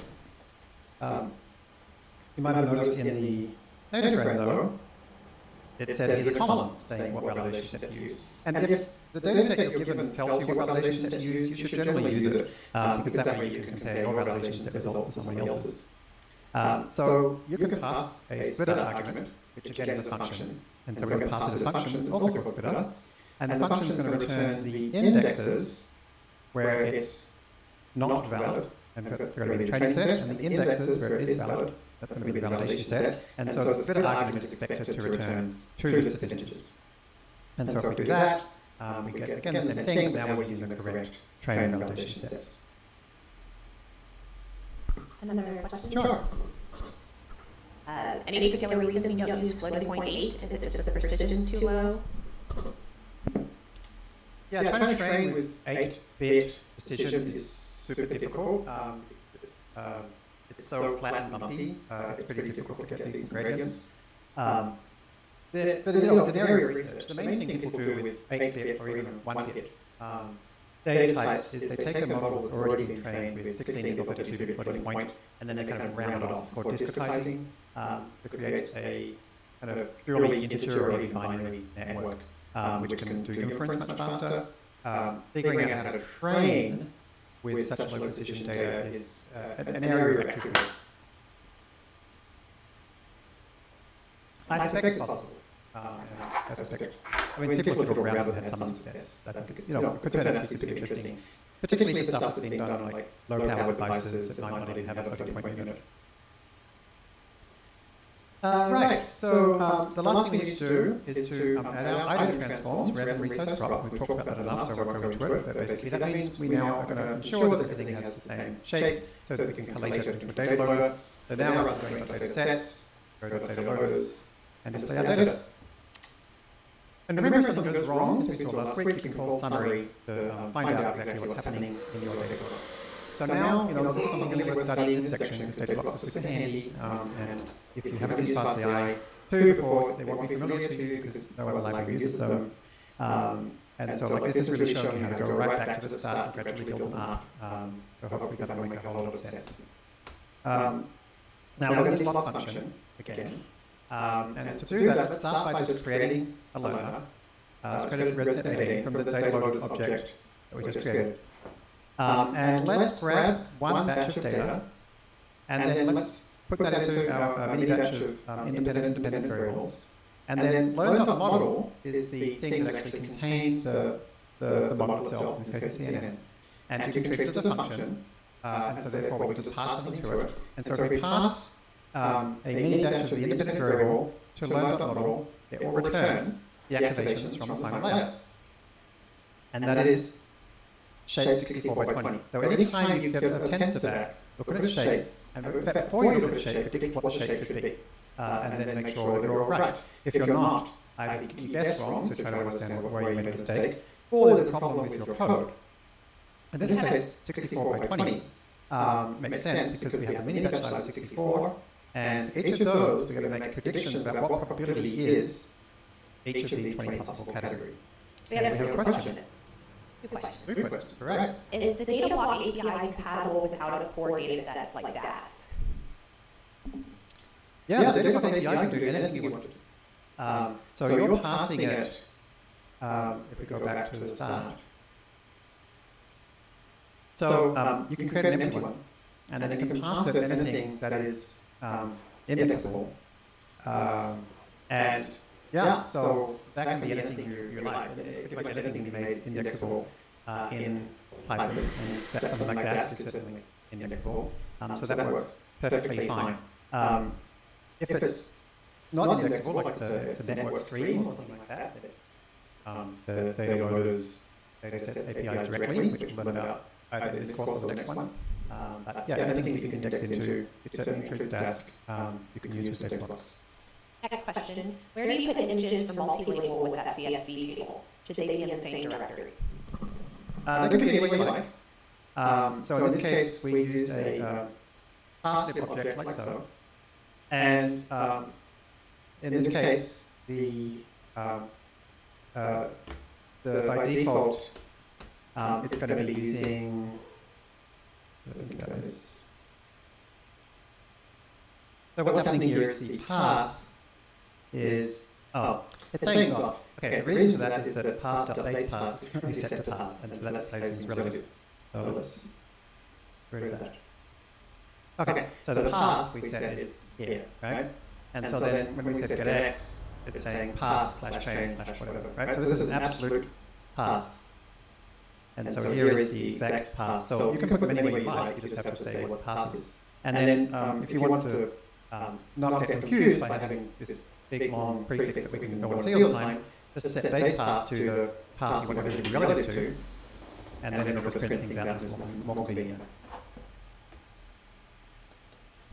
Right, so I just have something popped in my head. I want to ask the rest of the people I'm working on. Say,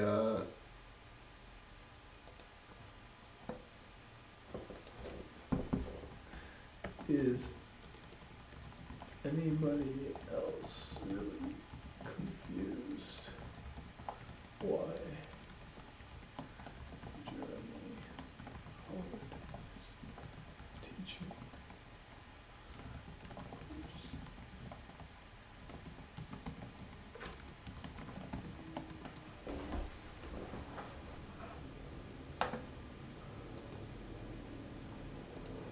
this is really important that you can do this. You can create a learner, you can grab a batch of data, you can pass it to the models. This is just plain PyTorch, this line here, right? No fast AI. You can see the shape, right? You can recognize why it has this shape. And so now if you have a look, here are the 20 activations. Now, this is not a trained model. It's a pre-trained model with a random set of final layer weights. So these specific numbers don't mean anything, right? But it's just worth remembering this is what activations look like. And most importantly, they're not between 0 and 1. And if you remember from the MNIST notebook, we know how to scale things between 0 and 1. We can pop them into the sigmoid function. So the sigmoid function is something that scales everything to be between 0 and 1. So let's use that. You'll also hopefully remember from the MNIST notebook that the MNIST loss function first did sigmoid, and then it did torch.web. And then it did .me. So we're going to use exactly the same thing as the MNIST loss function, and we're just going to do one thing, we're going to add .log. For the same reason that we talked about when we were looking at softmax, we talked about why log is a good idea as a transformation. We saw in the MNIST notebook we didn't need it, but we're going to train faster and more accurately if we use it, because it's just more, it's going to be better behaved, as we've seen. So this particular function, which is identical to MNIST loss, last.log, has a specific name, and it's called binary cross-entropy. And we used it for the 3s versus 7s problem to decide whether that column is a 3 or not. But because we can use broadcasting in PyTorch and element-wise arithmetic, this function, when we pass it a whole matrix, is going to be applied to every column. So is the first column, so it'll basically do a torch.where on every column separately, and every item separately. So that's great. It basically means that this binary cross-entropy function is going to be just like MNIST loss, but rather than just being, is this the number 3? It'll be, is this a dog, is this a cat, is this a car, is this a person, is this a bicycle, and so forth. So this is where it's so cool in PyTorch, you can kind of write one thing, and then kind of have it expand to handle higher dimensional tensors without doing any extra work. We don't have to write this ourselves, of course, because PyTorch has one, and it's called f.binary cross-entropy. So we can just choose PyTorches. As we've talked about, there's always an equivalent module version. So this is exactly the same thing as a module, nn.bce loss. These ones don't include the initial sigmoid, actually. If you want to include this initial sigmoid, you need f.binary cross-entropy with logits, or the equivalent nn.bce with logits loss. So BCE is binary cross-entropy. And so those are two functions plus two equivalent classes for multi-label or binary problems. And then the equivalent for single label, like MNIST and PETS, is NLL loss and cross-entropy. So that's the equivalent of binary cross-entropy and binary cross-entropy with logits. So these are pretty awful names. I think we can all agree. But it is what it is. So in our case, we have a 100 encoded target, and we want the one with the sigmoid in. So the equivalent built in is called BCE with logits loss. So that we can make that a loss function, we can compare the activations to our targets, and we can get back a loss, and then that's what we can use to train. And then finally, before we take our break, we also need a metric. Now previously we've been using the metric accuracy, or actually error rate. Error rate is 1 minus accuracy. Accuracy only works for single label data sets like MNIST and PETS. Because what it does is it takes the input, which is the final layer activations, and it does argmax. What argmax does is it says, what is the index of the largest number in those activations? So for example, for MNIST, maybe the highest probability is 7. So this argmax would return 7. And then it says, okay, those are my predictions. And then it says, okay, is the prediction equal to the target or not? And then take the floating point name. So that's what accuracy is. So argmax only makes sense when there's a single maximum thing you're looking for. In this case, we've got multi-label. So instead, we have to compare each activation to some threshold. By default, it's 0.5. And so we basically say, if the sigmoid of the activation is greater than 0.5, let's assume that means that category is there. And if it's not, let's assume that means it's not there. And so this is going to give us a list of trues and falses, so the ones that based on the activations it thinks are there. And we can compare that to the target, and then again, take the floating point name. So we can use the default threshold of 0.5, but we don't necessarily want to use 0.5. We might want to use a different threshold. And remember, we have to pass, when we create learner, we have to pass to the metric, metrics argument, a function. So what do we want to use a threshold other than 0.5? Well, we'd like to create a special function, which is accuracy multi, with some different threshold. And the way we do that is we use a special built-in in Python called partial. Let me show you how partial works. Here's a function called say hello. Say hello to somebody with something. So say hello Jeremy, or the default is hello. So it says hello Jeremy. Say hello Jeremy, ahoy, and be ahoy Jeremy. Let's create a special version of this function that will be more suitable for Sylvan. It's going to use French. So we can say partial, create a new function that's based on the say hello function, but it's always going to set say what to bonjour. And we'll call that F. So now F Jeremy is bonjour Jeremy, and F Sylvain is bonjour Sylvain. So you see we've created a new function from an existing function by fixing one of its parameters. So we can do the same thing for accuracy multi. So let's use a threshold of 0.2, and we can pass that to metrics. And so let's create a CNN learner. And you'll notice here we don't actually pass the loss function, and that's because FastAI is smart enough to realize, hey, you're doing a classification model with a multi-label dependent variable, so I know what this function probably does it for us. So we can call fine-tune, and here we have an accuracy of 94.5 after the first few, and eventually 95.1. That's pretty good. We've got an accuracy of over 95%. Was 0.2 a good threshold to pick? Who knows? Let's try 0.1. Well, that's a worse accuracy. So I guess in this case we could try a higher threshold. 94. Also not good. So what's the best threshold? Well, what we could do is call get creds to get all the predictions and all the targets, and then we could calculate the accuracy at some threshold, and then we could say, okay, let's grab lots of numbers between 0.05 and 0.95, and for the list comprehension, calculate the accuracy for all of those different thresholds, and plot them. Looks like we want a threshold somewhere a bit above 0.5.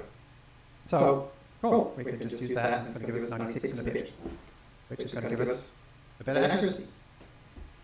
This is a, something that a lot of theoreticians would be uncomfortable about. I've used the validation set to pick a hyperparameter threshold, right? And so people might be like, oh, you're overfitting using the validation set to pick a hyperparameter.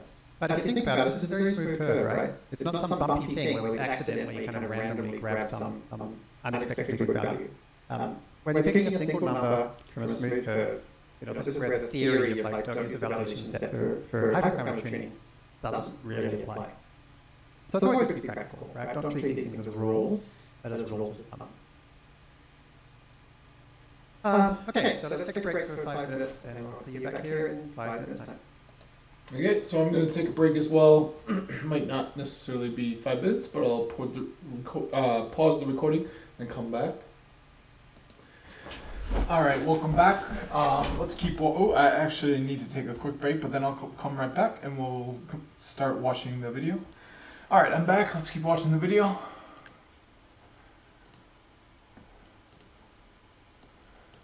Hey, welcome back. So I want to show you something really cool. Image regression. So we are not going to learn how to use a FastAI image regression application. So there's some audio issues, it seems like. I think it's on his end. Because we don't need one. Now that we know how to build stuff up with loss functions and data block API ourselves, we can invent our own applications. So there is no image regression application per se. But we can do image regression really easily. What do we mean by image regression? Well, remember back to lesson 1, we talked about the 2 basic types of machine learning, or supervised machine learning, regression and classification. Classification is when our dependent variables are a discrete category instead of categories. And regression is when our dependent variable is a continuous number, like age, or x, y, or coordinate, or something like that.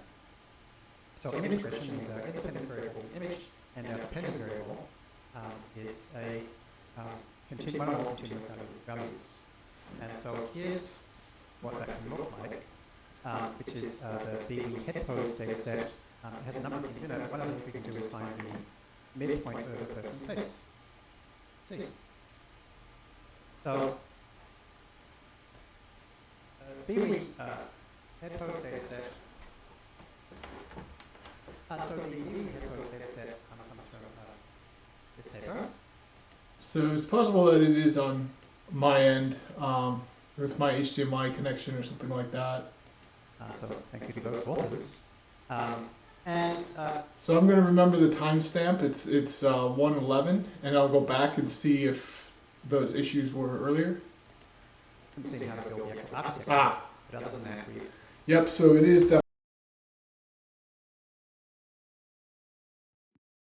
HDMI.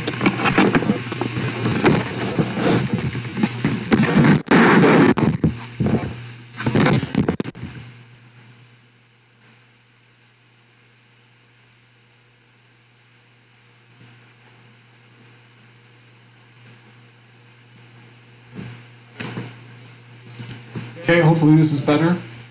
It worked our way up. Perfect. Yep, I solved the issue. So let's go back to timestamp 1:11. Okay. So the BWE head pose dataset comes from this paper, Random Forest Real-Time 3D Face Analysis. So thank you to those authors. Which is the BWE head pose dataset. It has a number of things in it, but one of the things we can do is find the midpoint of the person's face. See. So the BWE head pose dataset. So the BWE head pose dataset comes from this paper, Random Forest Real-Time 3D Face Analysis. So thank you to those authors. We can grab it in the usual way on cloud data, and we can have a look at what's in there. And we can see there's 24 directories, numbered from 1 to 24, 1, 2, 3, and each one also has a .obj file. We're not going to be using the .obj file, just the directories. So let's look at one of the directories. And as you can see, there's 1,000 things in the first directory. So each one of the 24 directories is one different person that they photographed. And you can see for each person, there's frame 3 pose, frame 3 RGB, frame 4 pose, frame 4 RGB, and so forth. So in each case, we've got the image, which is the RGB, and we've got the pose, which is the pose vectors. So as we've seen, we can grab use get image files to get a list of all of the files, image files recursively in the path. And so once we have an image file name, like this one, we can turn it into a pose file name by removing the last one because it's 7 letters and adding back on pose objects. And so here is a function that does that. And so you can see I can pass in an image file, image to pose, and get back a pose file. Right, so EIO image.create is the fast AI way to create an image. Just a EIO image as a shape. In computer vision, they're normally backwards. They normally do columns by rows. So that's why it's this way around. Whereas PyTorch and non-Py tensors and arrays are rows by columns. So that's confusing, but that's just how things are. Right? So here's an example of an image. When you look at the README from the dataset website, they tell you how to get the center point from one of the text files, and it's just this function. It doesn't. This is what it is. We call it get center, and it will return the XY coordinate of the center of the person's head, face. So we can pass this as get Y, because get Y, remember, is the thing that gives the stack a label. Okay. So here's the thing, right? We can create a data block, and we can pass in as the independent variables block, image block, as usual. And then the dependent variables block, we can say point block, which is a tensor with 2 values in. And now by combining these 2 things, this says we want to do image regression with a dependent variable with 2 continuous values. To get the items, we call get image files. To get the Y, we'll call the get center function. To split it, so this is important, we should make sure that the validation set contains one or more people that don't appear in the training set. So I'm just going to grab person number 13, just grab it randomly, and I'll use all of those images as the validation set. Because I think they did this with a Xbox Connect, video thing. So there's a lot of images that are almost identical. So if you randomly assign them, then you would be massively overestimating how effective you are. You want to make sure that you're actually doing a good job with with a new set of people, not just a new set of frames. So that's why we use this. And so func splitter is a splitter that takes a function, and in this case we're using lambda to create a function. We will use data augmentation, and we will also normalize. So this is actually done automatically now. But in this case, we're doing it manually. So this is going to subtract the mean and divide by the standard deviation of the original data set that the pre-trained model used, which is image count. So that's our data log. And so we can call data loaders to get our data loaders, passing in the path, and show batch, and we can see that looks good, right? These are faces and the points. And so let's, particularly for as a student, don't just look at the pictures, look at the actual data. So grab a batch, put it into an XD and a YD, X batch and Y batch, and look at the shapes. And make sure that makes sense. So why is this 64 by 1 by 2? So it's 64 in the mini batch, 64 rows, and then the coordinates is a 1 by 2 tensor. So there's a single point with two things in it. It's like you could have hands, face, and armpits, or whatever, or nose and ears and mouth. So in this case, we're just using one point, and the point is represented by two values, the x and the y. And then why is this 64 by 3 by 2, 40 by 3, 20? Well, there's 240 rows by 320 columns. That's the pixels. That's the size of the images that we're using. Mini batch is 64 items. And what's the 3? The 3 is the number of channels, which in this case means the number of colors. If we open up some random grizzly bear image, and then we go through each of the elements of the first axis and do a show image, you can see that it's got the red, the green, and the blue as the 3 channels. So that's how we store a 3-channel image. It's stored as a 3 by number of rows by number of columns, rank 3 tensor. And so a mini batch of those is a rank 4 tensor. So that's why this is that shape. So here's a row independent variable. Okay, there's that XY location. So we can now go ahead and create a learner, passing in our data loaders as usual, passing in a pre-trained architecture as usual. And if you think back, you may just remember in lesson 1, we learned about Y-range. Y-range is where we tell FastAI what range of data we expect to see in a dependent variable. We want to use this generally when we're doing regression. So the range of our coordinates is between -1 and 1. That's how FastAI and PyTorch treats coordinates. The left-hand side is -1, or the top is -1, and the bottom and the right are 1. So there's no point predicting something that's smaller than -1 or bigger than 1, because that is not in the area that we use for our coordinates. I have a question. Sure, just a moment. So how does Y-range work? Well, it actually uses this function called sigmoid range, which takes the sigmoid of x, multiplies by I minus rho, and adds rho. And here's what the sigmoid range looks like for -1 to 1. It's just a sigmoid where the bottom is the low and the top is the high. And so that way, all of our activations are going to be mapped to the range from -1 to 1. Yes, Rachel? Can you provide images with an arbitrary number of channels as inputs, specifically more than 3 channels? Yeah, you can have as many channels as you like. We've certainly seen images with less than 3 in grayscale. More than 3 is common as well. Like an infrared band, or satellite images often have multispectral. There's some kinds of medical images where there are bands that are kind of outside the visible range. Your pre-trained model will generally have 3 channels.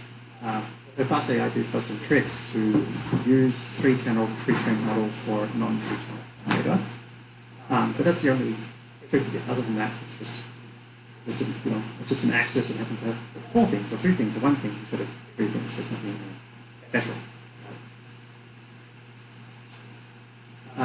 Okay, we didn't specify a loss function here, so we get whatever it gave us, which is a MSE loss. So MSE loss is mean squared error, and that makes perfect sense, right? You would expect mean squared error to be a reasonable thing to use for regression. We're just testing how close we are to the target, and then taking the square. We didn't specify any metrics, and that's because mean squared error is already a good metric. Like it has nice gradients, behaves well, and it's also the thing that we care about. So we don't need a separate metric. Okay. So let's go ahead and use our fine, and we can pick our learning rate. So we got n -2. We can call fine tune, and we get a valid loss of 0.0001, and so that's the mean squared error. So we should take a square root.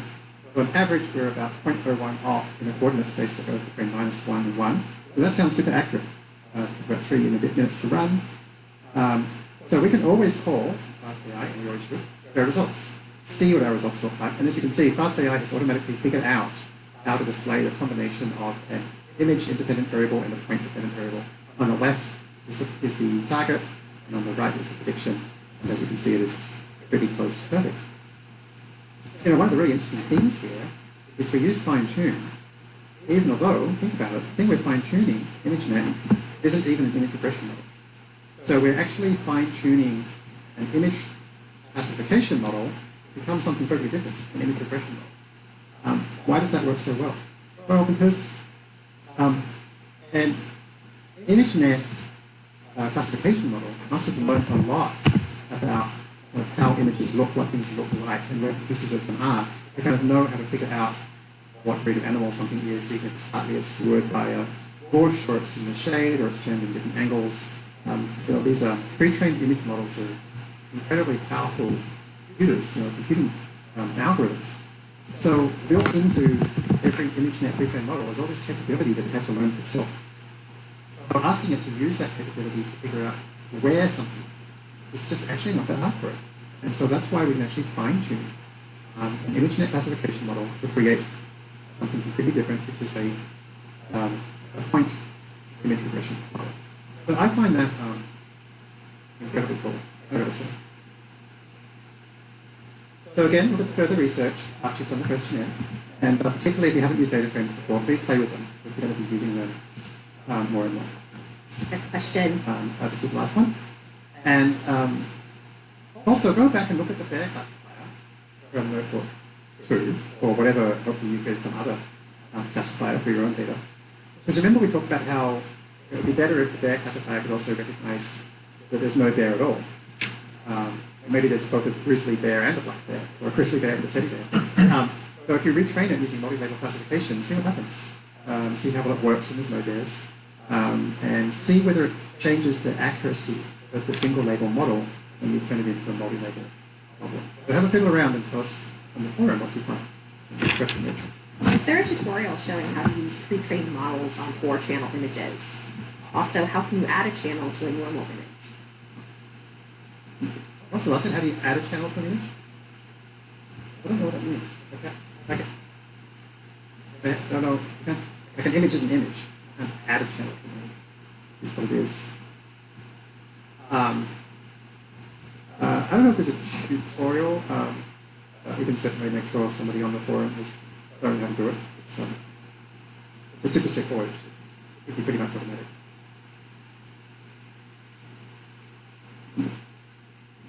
Okay.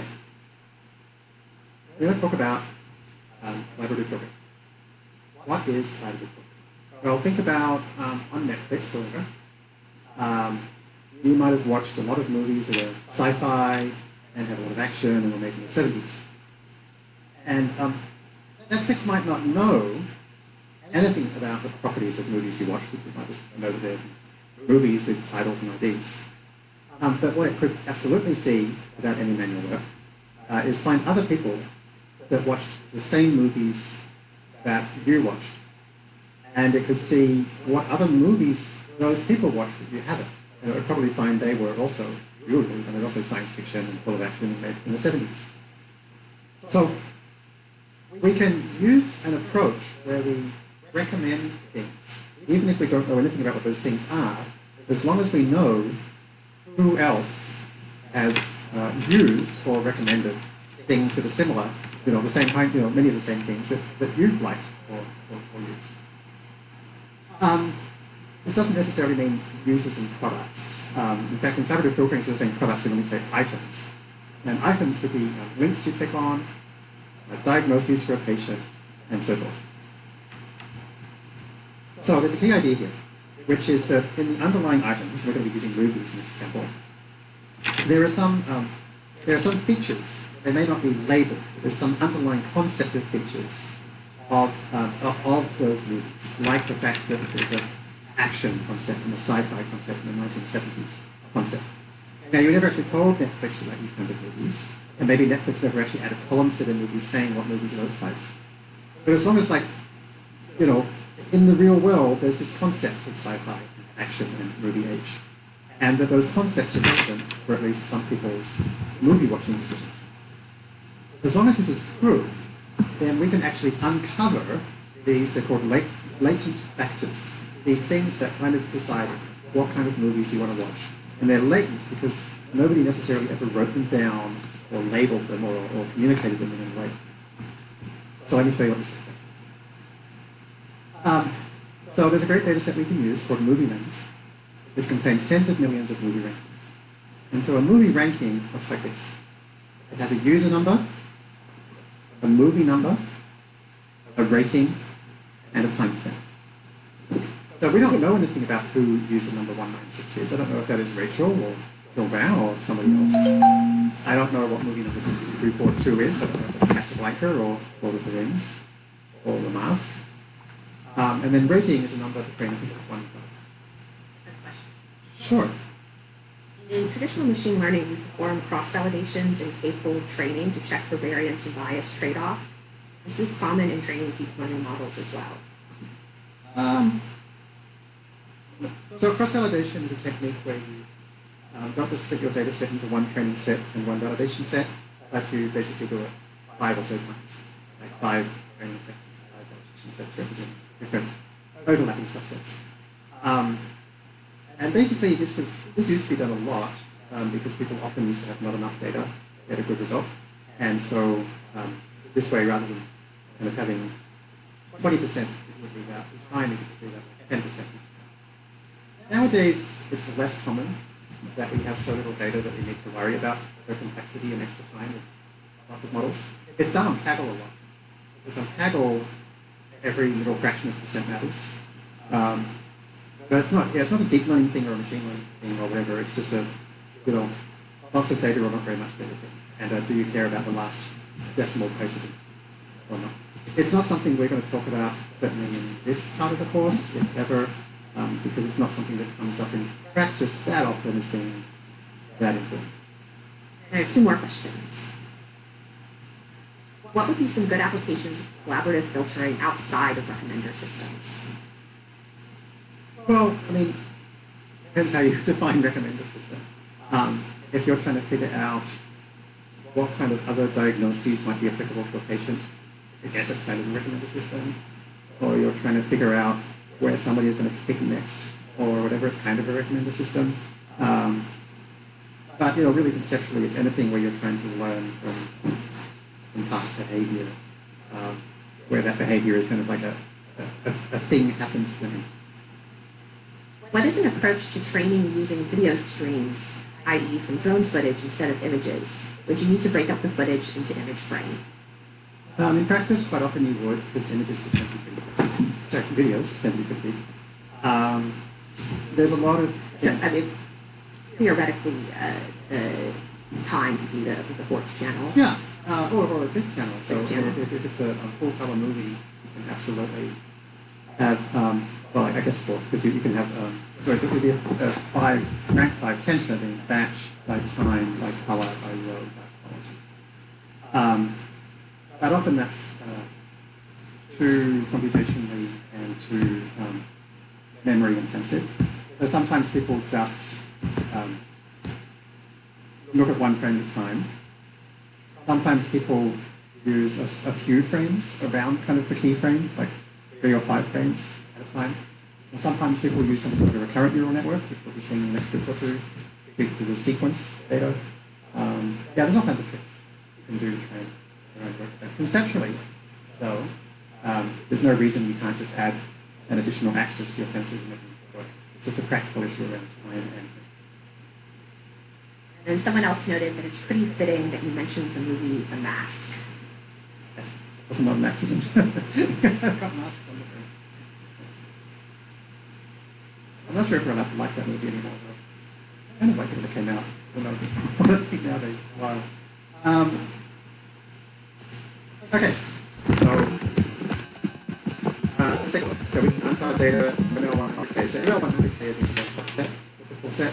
There's another one that we can grab the whole lot, 3.5 million. But 100K is good enough for messing around. So if you look at the README, you'll find the name table. The name table is in view.data, so let's open it up with reads.csv again. This one is actually not comma separated values, it's tab separated. Rather confusingly, we usually use CSV, and just taking note of it is a tab, \p is a tab. There's no row at the top saying that columns are called, so the header is none, and then pass in a list of what the columns are called. .head will give us the first 5 rows. We mentioned this before, what it looks like. It's not a particularly friendly way to look at it. So what I'm going to do is I'm going to cross-tab it. And so what I've done here is I've grabbed the top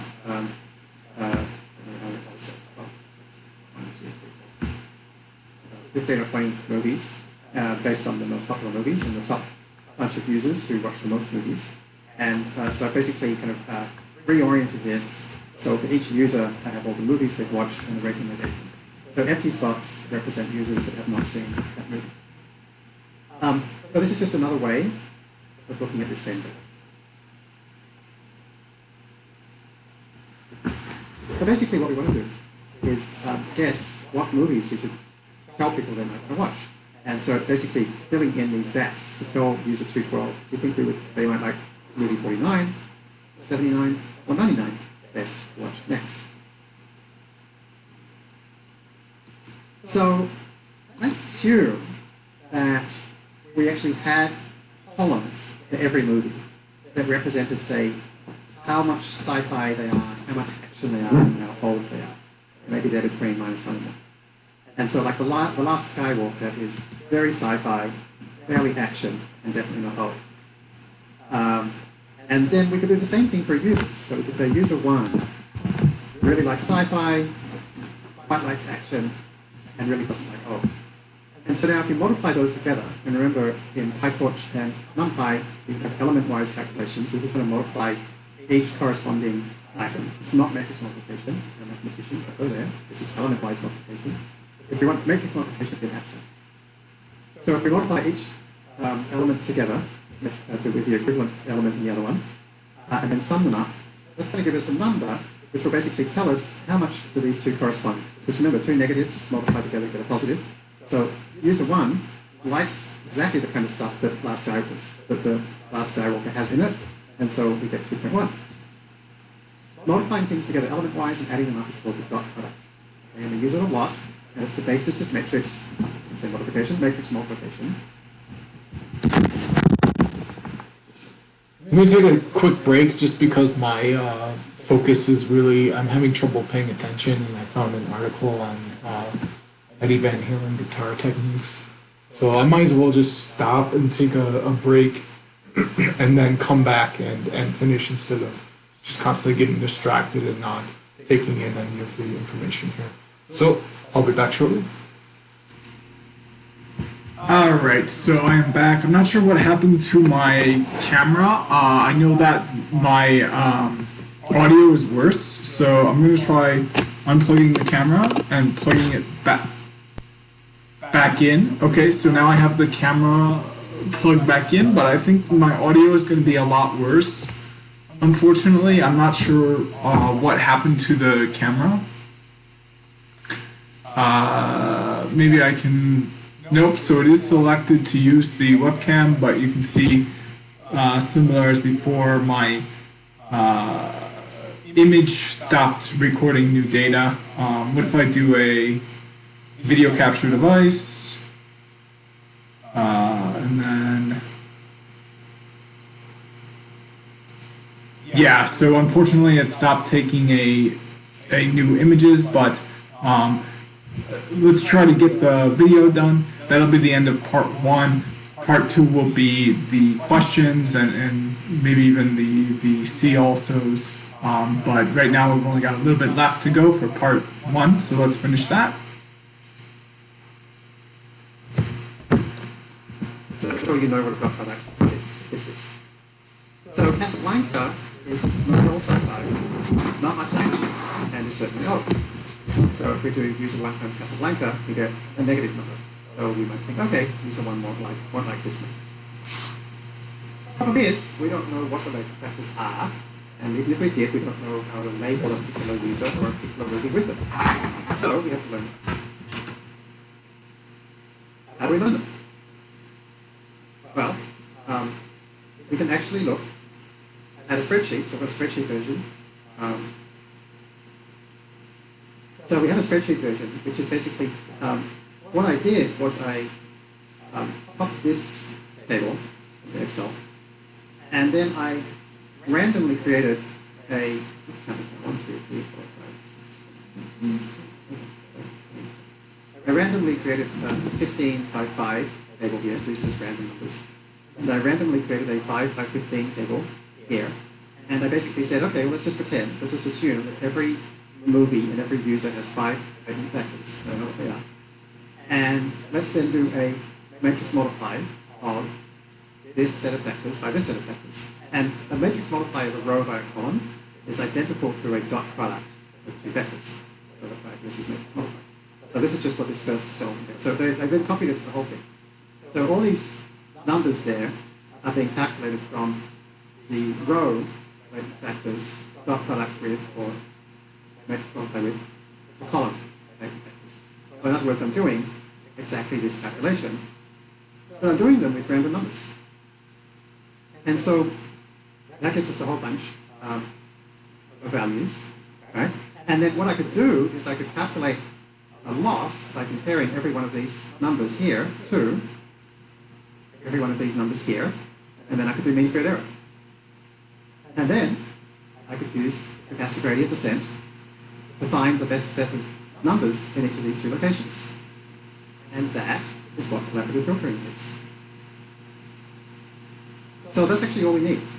So rather than doing Excel, I'll show you the Excel version later if you're interested, because we can actually do this whole thing and it works in Excel. Let's jump and do it into PyTorch. Now, one thing that might just make this more fun is actually to know what the movies are, and Movie Lens tells us in Vivo item what the movies are called, and that uses the delimiter of the types in them, weirdly enough. So here are the names of each movie. And so one of the nice things about pandas is it can do joins, just like SQL. And so you can use the merge method to combine the ratings table and the movies table, and since they both have a column called movie, by default it will join on those. And so now here we have the ratings table with actual movie names. That's going to be a bit more fun. We don't need it for modeling, but it's just going to be better for looking at stuff. So we could use data blocks API at this point, or we could just use the built-in application factory method. Since it's there, we may as well use it, so we can create a collaborative filtering data loaders object from a data frame, passing in the ratings table. By default, the user column is called user, and ours is, so fine. By default, the item column is called item, and ours is not. It's called title, so let's pick title, and choose a batch size. And so if we now say show batch, here is of that data.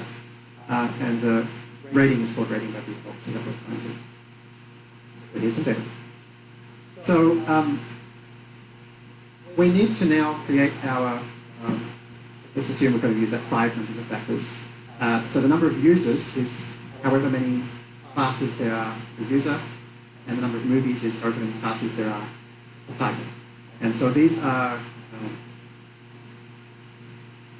no, we don't just have a vocab now, right? We've actually got a list of classes for each categorical variable, for each set of discrete choices. So we've got a whole bunch of users, 944, and a whole bunch of titles, 1,635. So for our randomized latent factor parameters, we're going to need to create those matrices. So we can just create them with random numbers. This is normally distributed random numbers. That's what rand n is. And that will be n users, okay, so 944, by n factors, which is 5. So that's exactly the same as this, except this is just 15.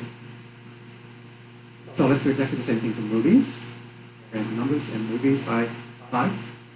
Okay.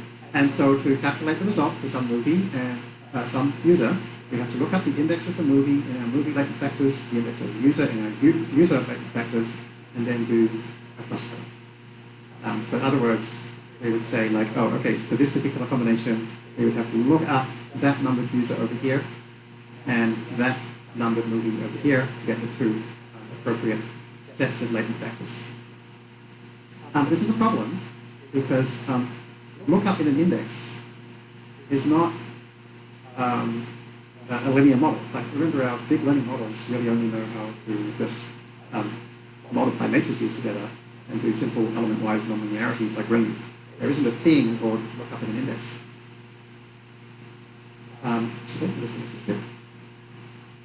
Here's a cool thing though. The lookup in an index is actually can be represented as a matrix product, believe it or not. So if you replace our indices with one-hot encoded vectors, then a one-hot encoded vector times something is identical to looking up in an index. Let me show you. So if we grab, so if we call the one-hot function, that creates a, as it says here, one-hot encoding. And we're going to one-hot encode the value 3 with n users classes. And so n users, as we discussed, is 944. Okay. Then, so if we go one-hot encoding the number 3 into n users, one-hot 3, we get this big array, answer. And as you can see, in index 3, 0, 1, 2, 3, we have a 1. And the size of that is 944. So if we then multiply that by user factors, or user factors, remember, is that random matrix of this size. So what's going to happen? So we're going to go 0 by the first row. And so that's going to be all zeros. And then we're going to go 0 again. We're going to 0 again. And then we're going to find go 1, right, on the index 3 row. And so it's going to return each of them. And then we'll go back to 0 again. So if we do that, remember at sign is matrix multiply, and compare that to user factors 3. Same thing. Isn't that crazy? So, it's a kind of weird, inefficient way to do it, right? But matrix multiplication is a way to index into an array. And this is the thing that we know how to do SPD with, and we know how to build models. So it turns out that anything that we can do with indexing to array, we now have a way of optimize. And we have a question. There are 2 questions. One, how different in practice is collaborative filtering with sparse data compared to dense data? We are not doing sparse data in this course, but there's an excellent course right here called Computational Linear Algebra for Coding. So there's a lot of information about sparse. That's the first. Second question, in practice, do we tune the number of latent factors? Absolutely we do, yes. It's just a number of filters like we have any kind of deep learning model. All right, so now that we know that the procedure of finding out which set of latent factors is the right thing, looking something up in an index, is the same as matrix multiplication with a one-hot vector. We can go ahead and build a model with that. So basically, if we do this for a few indices at once, then we have a matrix of encoded vectors. So the whole thing is just one big matrix multiplication. Now the thing is, as I said, this is a pretty inefficient way to do an index lookup. So there is a computational shortcut, which is called an embedding. An embedding is a layer that has the computational speed of an array lookup and the same gradients as a matrix multiplication. How does it do that? Well, just internally, it uses an index lookup to actually grab the values, and it also knows what the gradient of a matrix multiplication by a one-hot encoded vector is, or matrix is, without having to go over this code. And so an embedding is a matrix multiplication with a one-hot encoded vector where you never actually have to create the one-hot encoded vector. You just get the indexes. This is important to remember because a lot of people have heard about embeddings and they think there's something special and magical, and they're absolutely not. You can do exactly the same thing by creating a one-hot encoded matrix and doing a matrix multiply. It is just a computational shortcut, nothing else. I often find when I talk to people about this in person, I have to tell them this 6 or 7 times before they believe me. because they think embeddings are something more clever, and they're not. It's just a computational shortcut to do a matrix multiplication more quickly with a one-hot encoded matrix by instead doing an array lookup. Okay, so let's try and create a collaborative filtering model. In PyTorch, a model or an architecture, or really an NN model, is a class. So to use PyTorch to its fullest, you need to understand object-oriented programming because we have to create classes. There's a lot of tutorials about this, so I won't go into detail about it, but I'll give you a quick overview. A class could be something like dog or ResNet or circle, and it's something that has some data attached to it and it has some functionality attached to it. Here's a class, for example. The data it has attached to it is A, and the functionality attached to it is say. And so we can, for example, create an instance of this class, an object of this type example, and pass in Sylvain.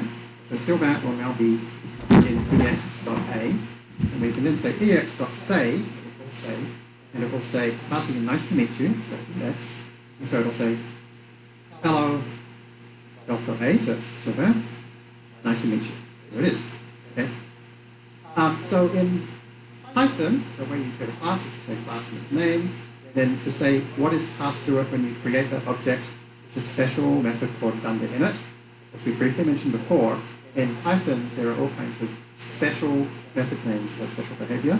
They start with 2 underscores, they end with 2 underscores, and they pronounce that dunder_init. All methods in, all regular methods, instance methods in Python, always get passed the actual object itself first, so we normally call that self, and then optionally anything else. And so you can then change the contents of the current object by just setting self.whatever, do whatever you like. So after this, self.a is now equal to Sylvain. So we call a method, same thing, we pass self, optionally anything you pass to it, and then you can access the contents of self, which you stashed away back here when we initialized it. So that's basically how the basics of object-oriented programming works in Python. There's something else you can do when you create a new class, which is you can pop something in parentheses after its name, and that means we're going to use something called inheritance. And what inheritance means is I want to have all the functionality of this class, plus I want to add some additional functionality. So a module is a PyTorch class, which FastAI has customized. So it's kind of a FastAI version of a PyTorch class. And probably in the next course we'll see exactly how it works. But it looks a lot like it acts almost exactly like just a regular Python class. We have an init, and we can set attributes to whatever we like. And one of the things we can use is an embedding. And so an embedding is just this class that does what I just described. It's the same as a linear layer with one hot encoded matrix, but it does it with this computational shortcut. So you can say how many, in this case, users are there, and how many factors will they have. Now, there is one very special thing about things that inherit from module, which is that when you call them, it will actually call a method called forward. So forward is a special PyTorch method. It's the most important PyTorch method. This is where you put the actual computation. So to grab the factors from the embedding, we just call it like a function. Right? So this is going to get passed here the user IDs and the movie IDs as 2 columns. So let's grab the 0 index column and grab the embeddings by passing them to user factors. And then we'll do the same thing for the index 1 column, that's the movie IDs, passing to the movie factors. And then here, there's our element-wise multiplication, and then sum. And now remember, we've got another dimension. Right? The first axis is the mini-dash dimension, where we want to sum over the other dimension, the index 1 dimension. So that's going to give us a dot product for each user. For each rated for each user movie combination. So this is the dot product class. So you can see if we look at one batch of our data, it's shaped 64 by 2 because there are 64 items in the mini batch, and each one has this is the independent variables. So it's got the user ID and the movie ID. Oh. To deep neural network-based models for collaborative filtering work better than more traditional approaches like SVP or other. Let's wait until we get there. So, here's X, right? So here is one user ID, movie ID combination, okay? And then for each one of those 64, here are the ratings. So now we've created a .product module from scratch, so we can instantiate it, passing in the number of users, the number of movies, and let's use 50 factors. And now we can create a learner. Now this time we're not creating a CNN learner or a specific application learner, it's just a totally generic learner. So this is a learner that doesn't really know how to do anything clever. It just stores away the data you give it and the model you give it. And so we're not using an application-specific learner, it doesn't know what loss function to use, so we'll tell it to use NSE. And fit. And that's it, right? So we've just fitted our own collaborative filtering model where we literally created the entire architecture, it's a pretty simple one, from scratch. So that's pretty amazing. Now the results aren't great. If you look at the Movie Lens dataset benchmarks online, you'll see this is not actually a great result. So one of the things we should do is take advantage of the tip we just mentioned earlier in this lesson, which is when you're doing regression, which we are here, right? The number between 1 and 5 is like a continuous value. We're going to get as close as possible. We should tell Fast AI what the range is. So we can use Y range. So here's exactly the same thing. We've got Y range. We've stored it away. And then at the end, we use, as we discussed, sigmoid range, passing in. And look here, we pass in star self.y range. So it's going to pass in, by default, 0, 5.5. And so we can see, not really any better. It's worth a try. Normally this is a little bit better, but it always depends on when you learn. I'll just try it the second time while it's worth looking. Now there is something else we can do though, which is that if we look back at our little Excel version, the thing is here, when we multiply these latent factors by these latent factors and add them up, it's not really taking account of the fact that this user may just rate movies really badly in general, regardless of what kind of movie they are. And this movie might be just a great movie in general, because everybody likes it, regardless of what kind of stuff they like. And so it'd be nice to be able to represent this directly. And we can do that because it's something we've already learned about, which is bias. We could have another single number for each movie, which we just add. And it's another single number for each user, which we just add, right? And we've already seen this for linear models, this idea that it's nice to be able to add a bias value. So let's do that. So that means that we're going to need another embedding for each user, which is a size 1. It's just a single number we're going to add. So in other words, it's just an array lookup. But remember, do an array lookup that we kind of take a gradient of, we have to say embedding. We'll do the same thing for movie bias.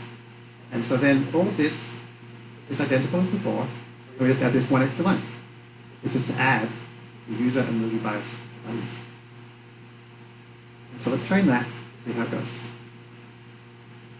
Well, that was a shame. It got worse. So we used to have, finished here, 0.87, 0.88, 0.89. So it's a little bit worse. Why is that? Well, if you look earlier on, it was quite better. It was 0.86. So it's overfitting very quickly. And so what we need to do is we need to find a way that we can train more epochs without overfitting. Now, we've already learned about data augmentation, right? Like rotating images and changing their brightness and color and stuff. But it's not obvious how we would do data augmentation for collaborative filtering. Right? So how are we going to make it so that we can train lots of epochs without it overfitting? And to do that, we're going to have to use something called regularization.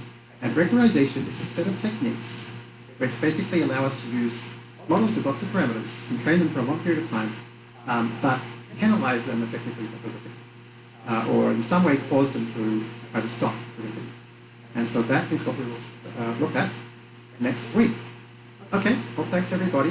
So there's a lot to take in there, so please remember to practice, to experiment, to listen to the lessons again, because for the next couple of lessons things are going to really quickly build on top of all the stuff that we've learned. So please be as comfortable as you can. Feel free to go back and re-listen and go through and follow through the notebooks and then try to recreate as much of them yourself.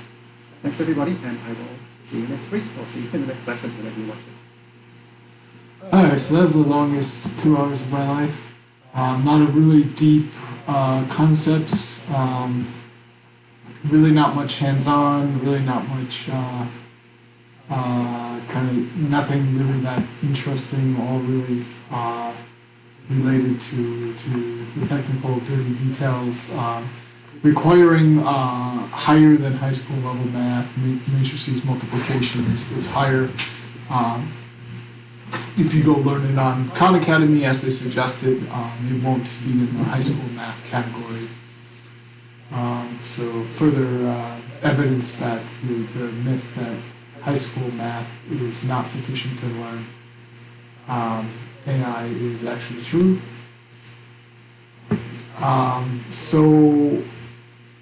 Yeah, I think that's going to be the end of part 1. Part 2, I'll come back and fill out the questionnaires. Thanks for watching, and see you in part 2.